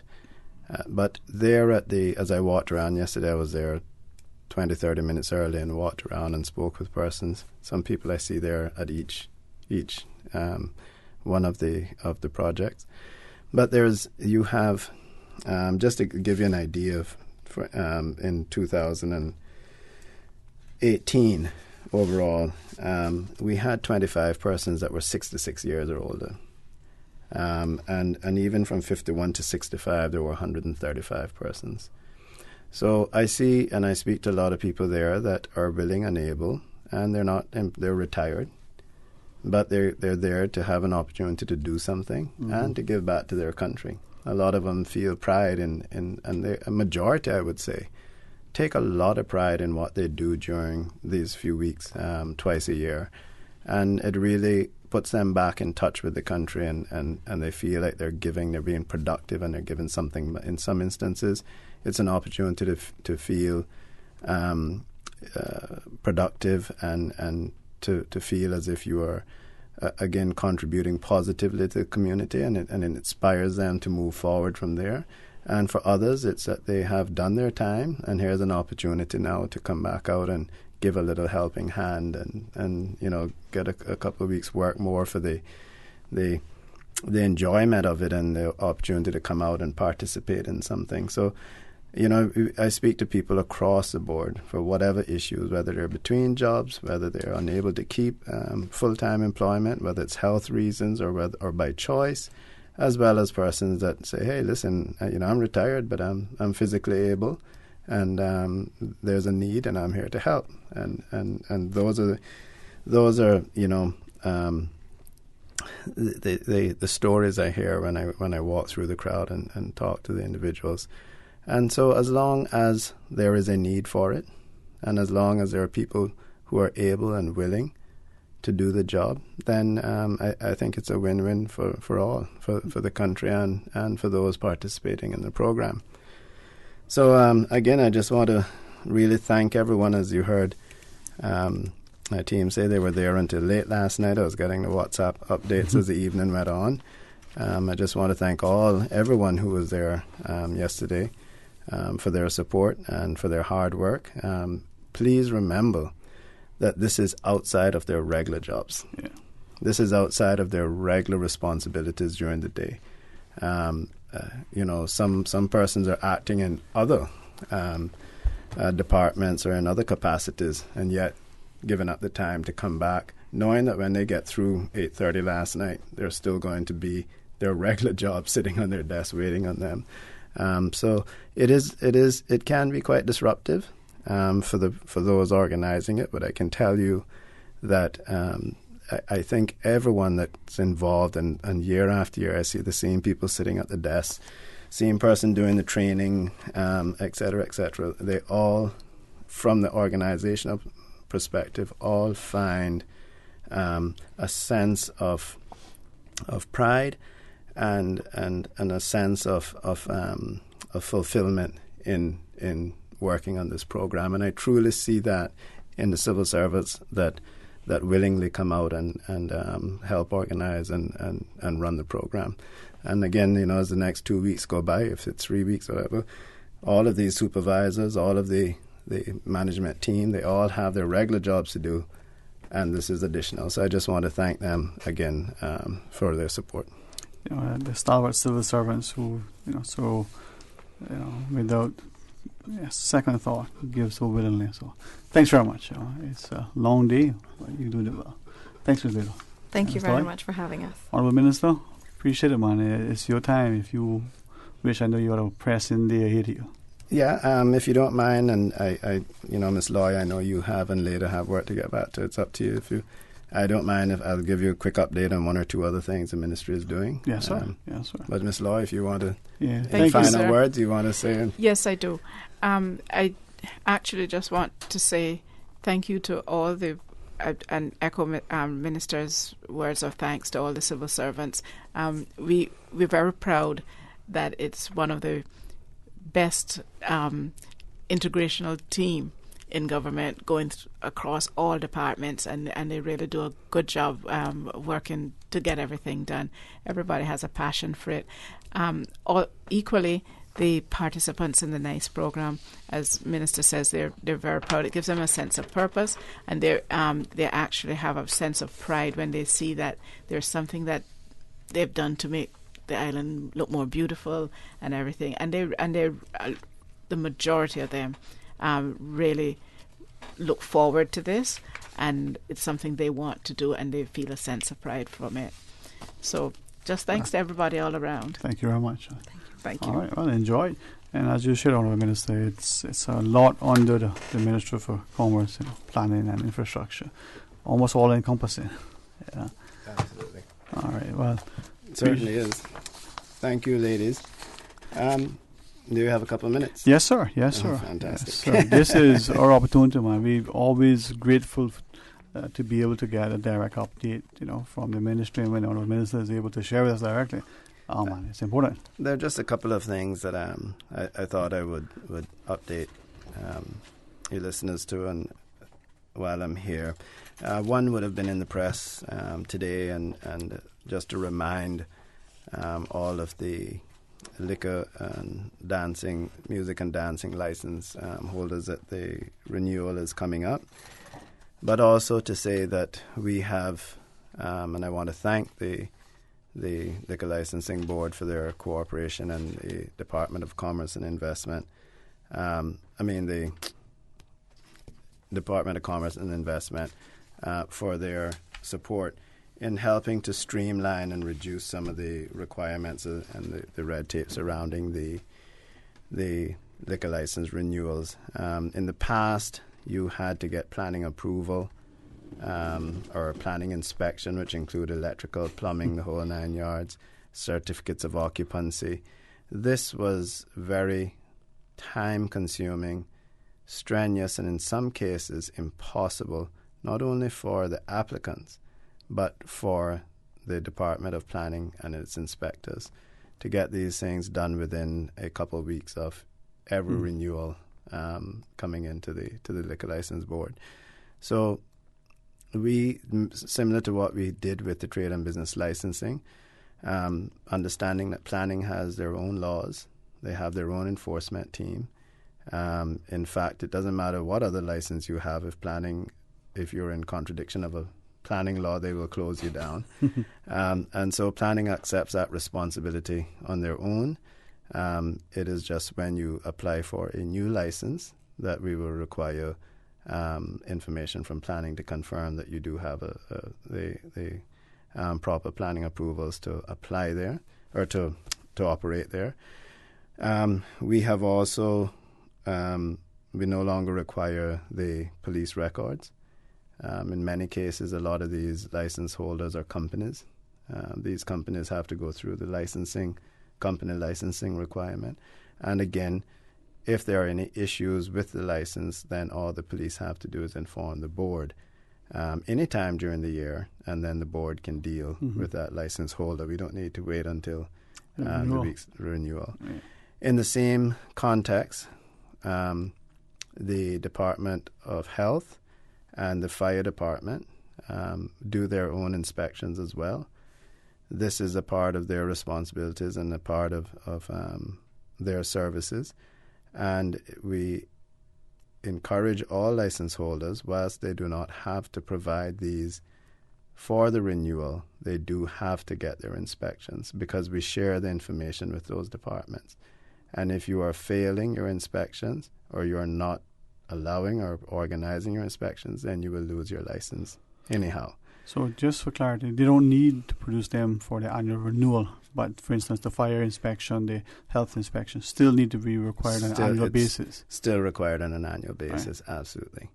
And then that information will be passed on to the liquor licensing board to say, we have inspected, we are inspecting, they're in compliant, they're not in compliant, whatever the case may be. So it's again, just reducing some of the bureaucracy and some of the stress leading up to the annual renewals, for not only for the license holders, but also for the agencies carrying out these inspections and things. So I think I was looking for the date of the renewals just to do a little PSA while I'm here. Yeah, I was looking. We find out because we know the quarterly meetings, right? So. Yeah. So the upcoming annual liquor license meeting will be held on September the 9th, and the deadline for applications is August the 16th. So for new applicants. Yeah. So just to remind persons that they do have to do that, but please spread the word to check with the Department of Commerce and Investment, the Liquor License Board, for the changes, so that you don't waste your time or that you overlook something. So we have had some changes. They are to your benefit, but I encourage you to inquire to the board and to the department to find out what they are and how you go about doing those. Yes, sir. I also just wanted to give a quick update on the amnesty, the Department of Vehicle and Driver's Licensing amnesty. To date, we have had a total of 3,188 persons take advantage of the amnesty. The average days backdated was 347. Just glancing down, I see where some have been for 638 days, 3,725 days. So there, I think the amnesty is working. Whether we're getting these vehicles off the road, getting these license plates off the road, or getting these vehicles driving legally again. And important to mention, those who have chosen to take advantage of the amnesty to renew their vehicle licenses and are successful in renewing their vehicle licenses will now be renewed under the new electronic tag system. And so now we can keep a proper record of that vehicle. So this is all in an effort to move towards a new EV electronic tag system. And, of course, to give persons a hand. Like we said, a lot of these vehicles have been off the road from Hurricane Ivan. A lot of the vehicles or persons who suffered setbacks during the recession and who have not been able to get themselves back on their feet to the point where they can cover the back fees and get their vehicle going again. And so I'm happy to report that we've had a good take-up on this amnesty period.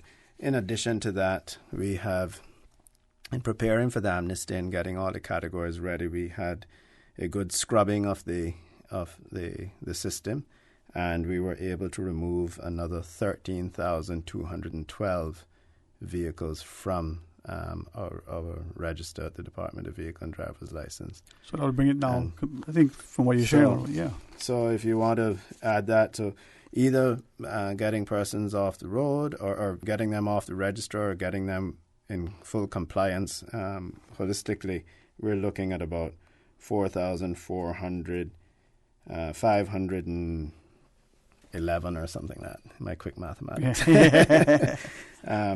But certainly right around 4,500 vehicles.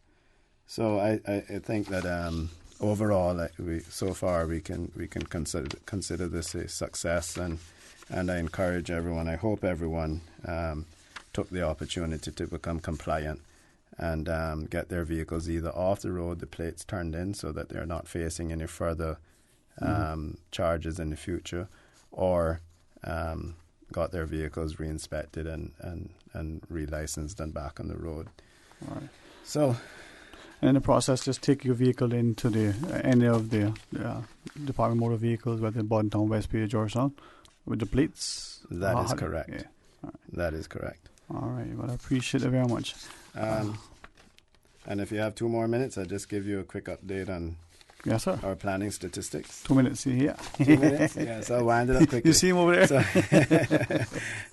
So we have had the January 1st to 31st of this year, we have had a total of 297 planning permissions granted for a value of $140 million, $376,329 dollars. That is a estimated value of the projects. Permits issued January 1st to May 31st.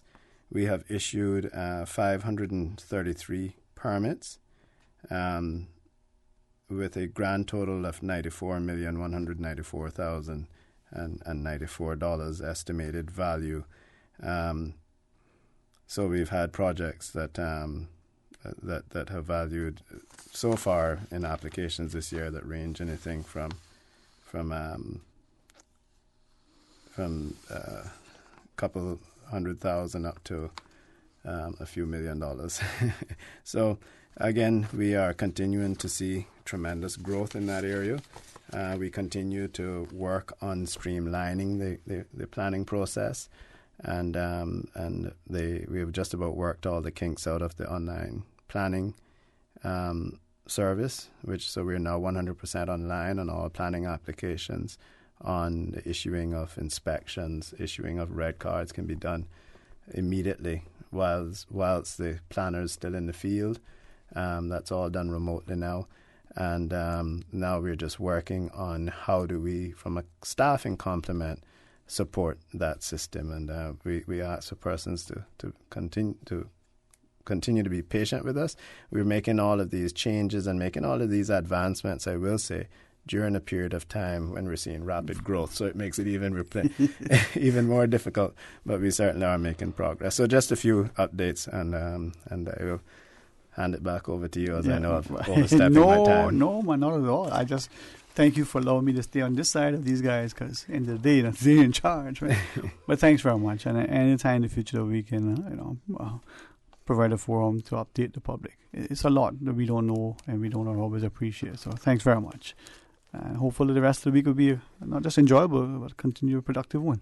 I certainly look forward to it, and it has been just an exciting couple of weeks for the Cayman Islands, with all of the visits we've had recently from members of Parliament from the UK to the Prime Minister of Jamaica, all of the other overseas territories leaders, the premiers from several other islands, and I can just say that the mood of a collaborative overseas territories approach to working with the United Kingdom, and the reception we receive from the agencies in the United Kingdom, as well as Lord Ahmad, the minister responsible for the region, was tremendous. And I felt proud being a member of the overseas territories, and certainly felt proud being Caymanian. last week. When you combine that with our 60th anniversary celebrations, it was a good Caymanian week. Yeah, man. Thank you very much, Honourable Minister. We have to do our part to protect, preserve, and promote this beautiful country. All right, let's pause and take a break. When we come back, more Talk Today. The following is a special announcement from the Cayman Islands Civil Service Association. It's that time again. SIXA Back to School. Member Backpack and School Supplies Distribution will take place July 8th to the 12th, daily from 1 to 7 p.m. in Grand Cayman at the SIXA office located on the second floor of the Hospital Road Plaza above number 1 shoe shop. And July 13th in Cayman Brac from 10 a.m. until 3 p.m. at the Aston Ruddy Civic Center Medical Wing. Members, you are being asked to kindly bring identification, and if you are collecting bags on behalf of another member, please bring a written signed note from that member with a copy of their ID as well. Remember, SIXA members backpack distribution July 8th to the 12th, daily from 1 to 7 p.m. in Grand Cayman at the SIXA office located on the second floor of the Hospital Road Plaza above number 1 shoe shop. July 13th in Cayman Brac, 10 a.m. until 3 p.m. at the Aston Ruddy Civic Center Medical Wing. And to quote Anthony D'Angelo, develop a passion for learning. If you do, you will never cease to grow.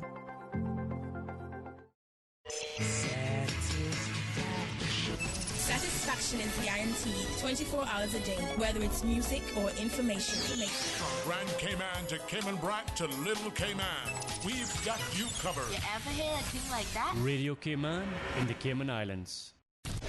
Radio Cayman. Radio Cayman's newsroom. These are the biggest stories right now.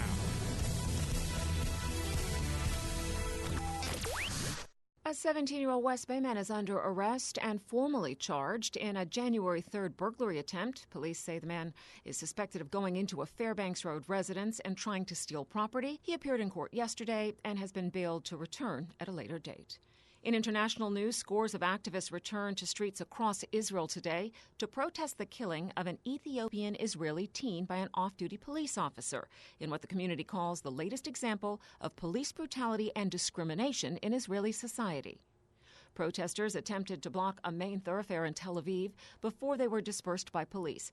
5 protesters were arrested for attempts to cause disturbances, which included things like hurling stones and carrying petrol bombs, as police deployed at demonstration sites throughout the country, braced for more violence. Fire destroys a massive Jim Beam warehouse filled with about 45,000 barrels of bourbon, sending flames shooting into the night sky and generating so much heat that fire truck lights melted. Firefighters from 4 counties responded to the blaze that erupted late Tuesday. They say lightning might have been a factor, but the scene is so hot, fire investigators haven't been able to start looking for a cause. That's according to Woodford County Emergency Management Director Drew Chandler. No injuries were reported. The fire is contained, but was being allowed to burn for several more hours today to allow as much of the alcohol as possible to burn off. Those are your headlines from Radio Cayman's newsroom. I'm April Cummings. Radio Cayman, the voice of the Cayman Islands. What's happening in your community? News and information, music and more. You can find us. www.radiocayman.gov.ky. Like us on Facebook and follow us on Twitter. Radio Cayman is your choice, your voice for today's biggest news. Radio Cayman.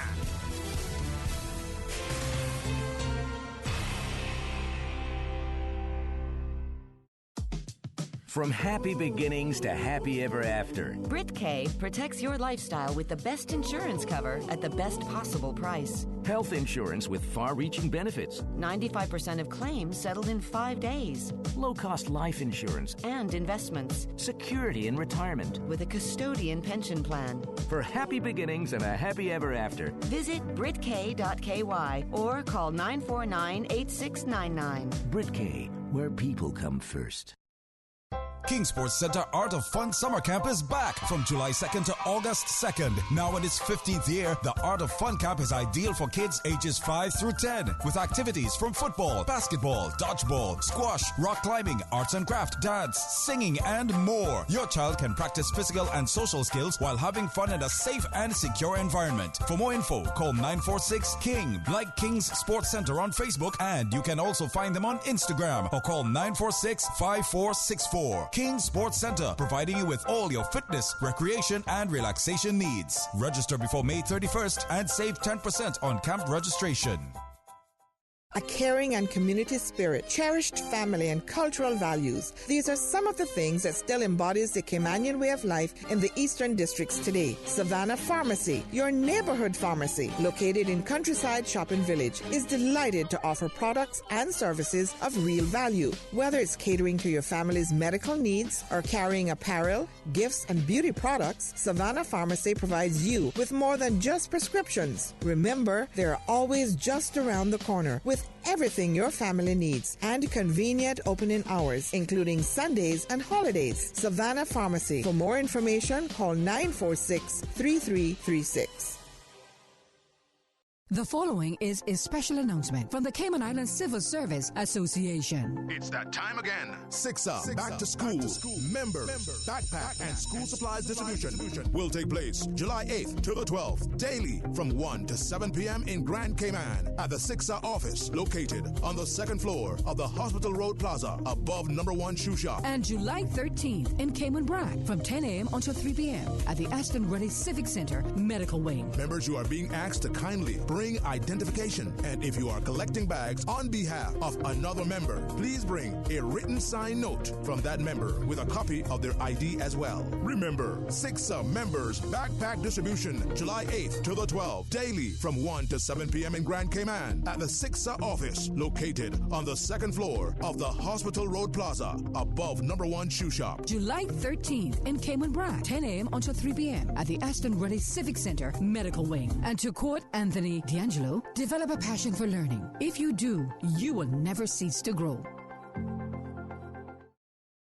If your business is over here, but your customers are over here, adding more yellow to your business will bring you both right here.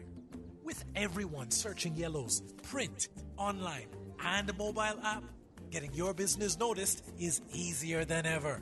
Book your consultation today at findyellow.com. Hi, this is Bob Kingsley, and this weekend, the Bob Kingsley Top 40 Countdown is brought to you by Merengue Town. Liven up your weekends and let loose with the grooves of Merengue Town. It's time. Feel the rhythm. Time to feel the vibes. It's time for Merengue Town. and of course the rest of the 40 hottest hit makers on the radio this weekend, right here on the Country Top 40. Tune in to Business Buzz and Talk Today on Thursday, July 4th for a special roundtable discussion and in-depth look at the Cayman Islands' first constitutions and our evolution to our present-day guiding document. Special guests include attorney Steve McField, former Speaker of the House Honorable Mary Lawrence, Chairman of the Constitutional Commission Vaughn Carter, and policy analyst Jason Webster. It's all hosted by Orrett Connor. Talk today. But I do have some questions. Talk today. Cayman Islands' foremost listeners' participation program. Talk today. Because there are more questions than answers. What the public is saying. Waiting to take your calls right now. Sterling Dwayne Ebanks.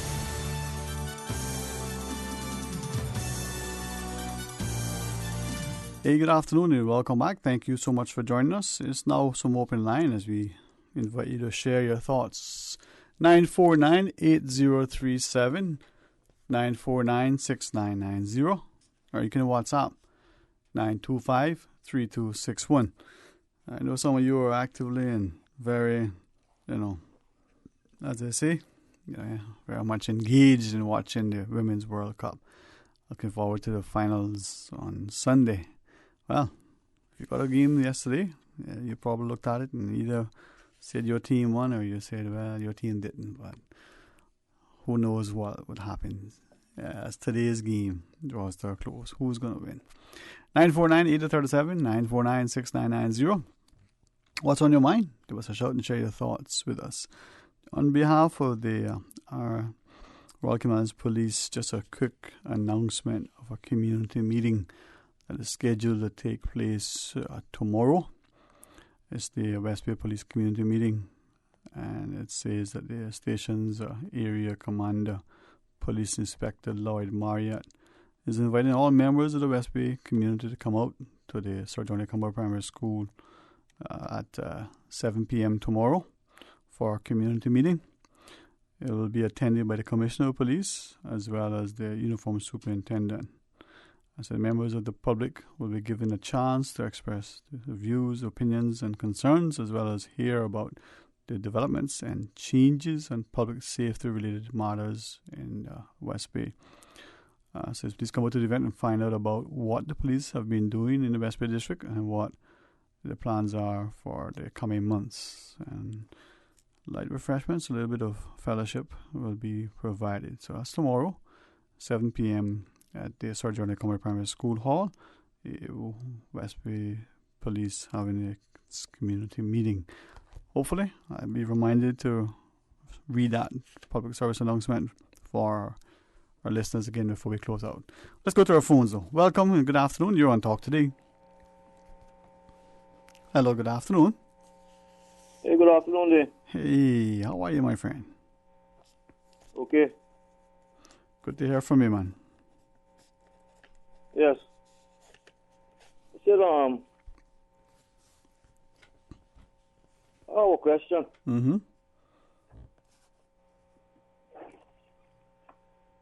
Why does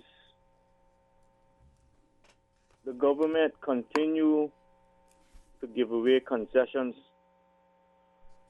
to these millionaires, multi-millionaires, and these billionaires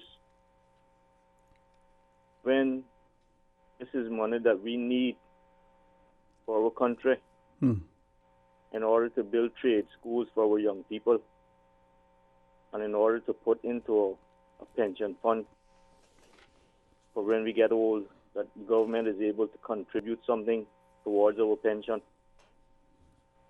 Why is it that they continue to give away this money and to ignore how serious it is for them to collect this money in order to put towards these trade schools and in order to put towards pension funds for our Caymanian people when we get older? Why is it that they continue to give this money away to multi-millionaires and billionaires? But somebody, I hear your question, but somebody even asked the question seemingly, if the government has, in granting these concessions, these sort of, as someone put it, partnerships, where if it isn't for these concessions, the project itself wouldn't happen. And that's the only way that some of the developers are able to make a level of profit. Now, I ask that if that is the case and we're doing that, what is the benefit, especially if it's to an external investor? Now, to your first question, some would share, well, they do this in order to get the project, even if it's a billionaire or multi-millionaire, the employment opportunities, the development in that area of infrastructure and the like. But do you think then, from what you've shared, that Cayman being where it's at in this sort of development aspect and cycle, that those concessions are no longer necessary and needed to induce people to set up shop here and continue investing? Doing that not going to stop nobody from coming here and invest in business, Dwayne. That is foolishness. That is lies. Those people are dying to have a business in the Cayman Islands. Those people are dying to get residency to live in the Cayman Islands. So that's all foolishness about threatening not to start a business here if we don't take away concessions from them. That is foolishness, Dwayne. So absolutely foolishness. But we seem to accept it. If what you're saying is correct, then why is it then that we continue to accept that notion? That's the question I'm asking you now.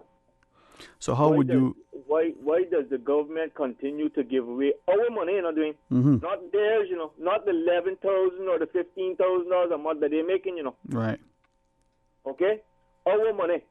Our money, when they give away concessions, they're giving away our money, the people's money, without our permission. Right. If you were asked, when we need this money to build trade schools for our young people, and when we need this money, that government is able to contribute towards people's pensions. Right. So how would you answer that question? Alden McLaughlin, not cutting you off. No, go ahead. Sorry. McLaughlin has already said that he fears for the future of people when it comes to pensions, because the 5% or the 10% that people are putting into the pension themselves, and including the employer matching that, is still not going to be enough for individuals after they retire. So why do they continue to give away concessions, hundreds of millions of dollars, billions of dollars worth of concessions? Why do they continue to give away billions of dollars worth of concessions when they know the importance of having this money? Mm-hmm. So how would you answer that question if it was put to you? I mean, why? What are your thoughts? Why do we do that? I mean, if I had the power and the opportunity that these individuals have, no concessions would be given away to multimillionaires and billionaires. None. Right. And if they threaten, not to have any business in the Cayman Islands, then I'll just tell them to go about their business. Right. It's simple. Because if I may ask, as you shared, some have put forward the view that perhaps the granting of any kind of concession, any kind of transaction like that it shouldn't rest with elected people, with politicians, that it should be, a different sort of system. What are your thoughts? Should that be as it is now, through cabinet and the politicians or a government agency, or should it be a much more independent, publicly sort of supported and promoted agency? Kind of shorten that question, Wayne. Shorten that question for me, please. Okay. When concessions are being granted, do you think it should rest with the politicians, or it should be some other way? For example, Mr. Ezra Miller has put forward a notion once, how others shared, that you set up a system where you pick out a brochure, just as an example, and say if you're going to build a hotel, this is what is available to you, whether you're an external investor or otherwise. If you're doing this, then over here there's no concession, say at Mile Beach, if it's up here in Cameron Brack or East End. So a much more defined objective system, and not one that falls within the remit of the politicians. What would you favor would be, in your view, would be better? Okay, Dwayne. I know you wasn't born yesterday. Mm-hmm. Right? Because you and I are about the same age. Mm-hmm. Right? Right. How many times have these businesses promised to hire Caymanians to build them, and have promised to hire Caymanians to operate these businesses? And how many Caymanians do you see building these businesses, these buildings? And how many Caymanians do you see working and operating these businesses? After we give away the concessions to these people, right? How many Caymanians do you see involved as they have promised? Answer me that question, Dwayne. Well, I have another one to ask of you as well. Someone messages and is suggesting that the government over time, and gives an example, the Health Services Authority and some of their fees. This person has said, certainly if you owe government, you should pay government. But is government going after, and it needs a particular developer who has owed, a few $1 million to government, are they pursuing the collection of that to the same vigor as they're doing the collection of outstanding fees owed to the hospital? Yeah. Mm-hmm. If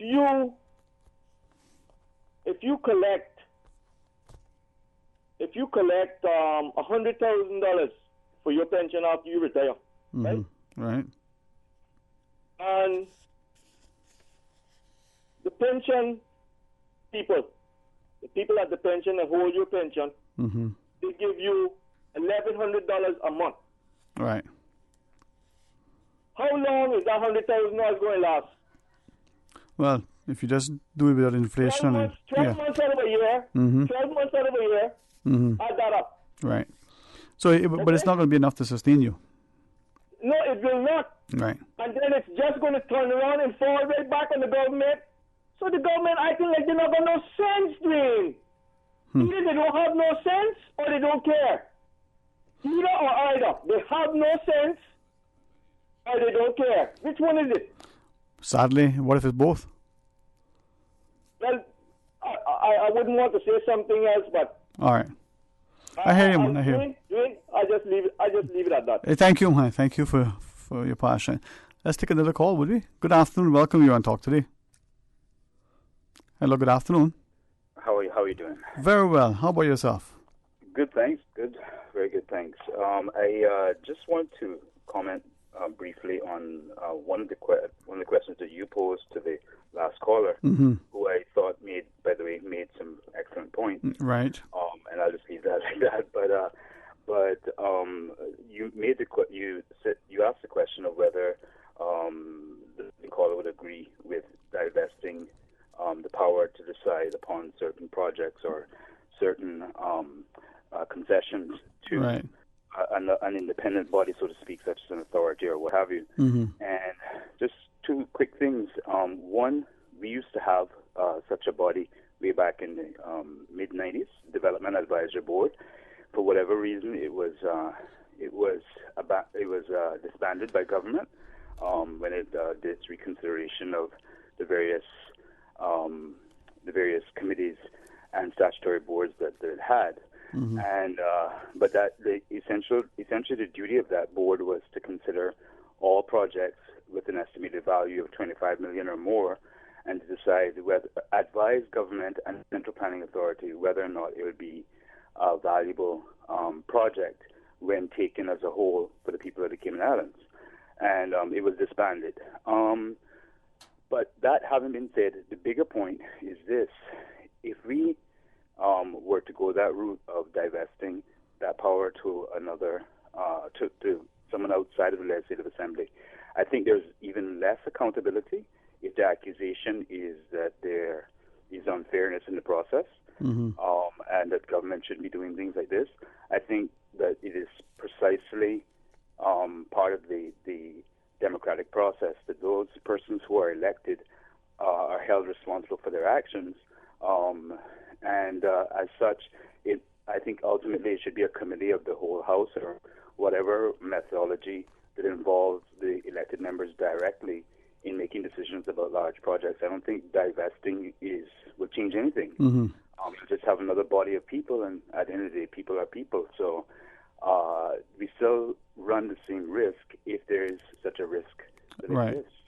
Now, what about the notion, as someone said, you get a brochure for other things, you want to know how to file an application for something, and you want to know how to relicense.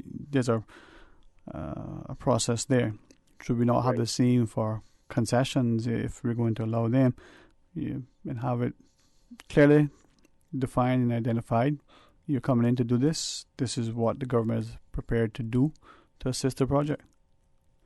Are you saying to have it as in a standardized form, so that if your project is worth 25 to 50 million, for example, or estimated to be worth that or cost that they make an application in a certain form, and then if it's worth more than that, then make an application in another form into a different person, and so on and so forth? Or even using the same process, but if it's a particular project or a particular value, then these are the things that you would be able to, perhaps be granted, provided you satisfy this criteria.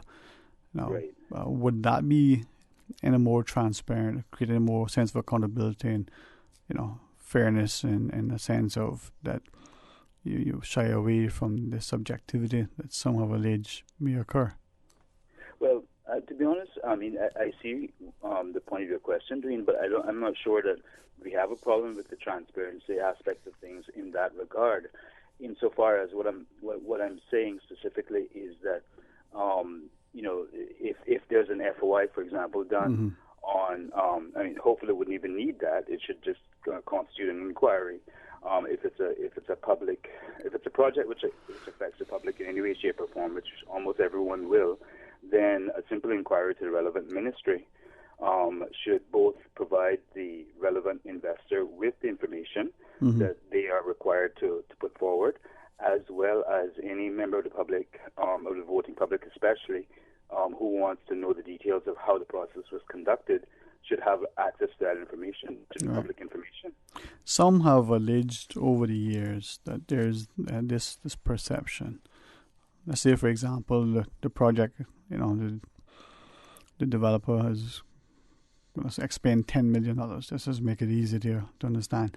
And in that process, forgive me, I've just been maybe talking a little too much for the last couple of days. I almost feel like I'm on it. But let's say, for argument's sake, then the developer gets a concession of sort from the government, forgive me, of the day, and they expend, whether it's $10 million. But of that $10 million, the government gives back some, which finds its way back to, as people have shared, kickbacks and this and that and the next. It's still the same $10 million is expended, but the difference is that the project is approved as opposed to not. If someone finds its way to other parties, including delegation that, under the table and the like.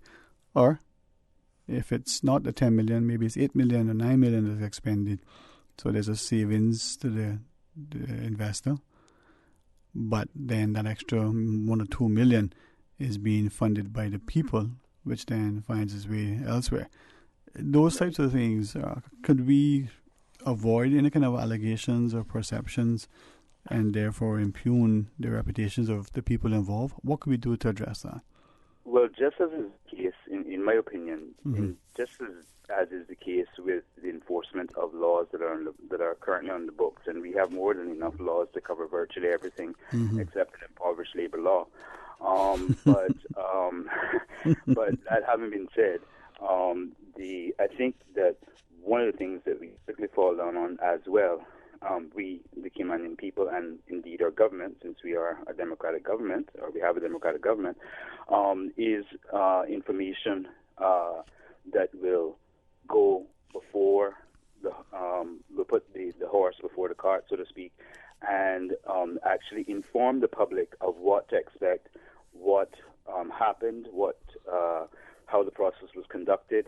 Sort of an informational leaflet, as we have done in the past with things like when we were looking at the review of the Constitution back in 2009, very pertinent considering current events. And but I think information to the public needs to be disseminated in a timely manner, and prior to it being converted by independent journalists, for example. I'm not criticizing anybody in particular, but independent journalists and commentators who may have one angle or another to promote for whatever reason. And so to that extent, I agree with you that much more information needs to be put forward, but from the outset, and it has to be a government-initiated exercise. Well, I appreciate it, man. Anything else you want to share with us? No, sir. That's all for now. Thank you so much. Thank you for sharing, man. Enjoy your afternoon. You too, sir. Bye. Okay. And final break, Mr. Fox. When we come back, you may be the final caller. Stay tuned for Talk Today.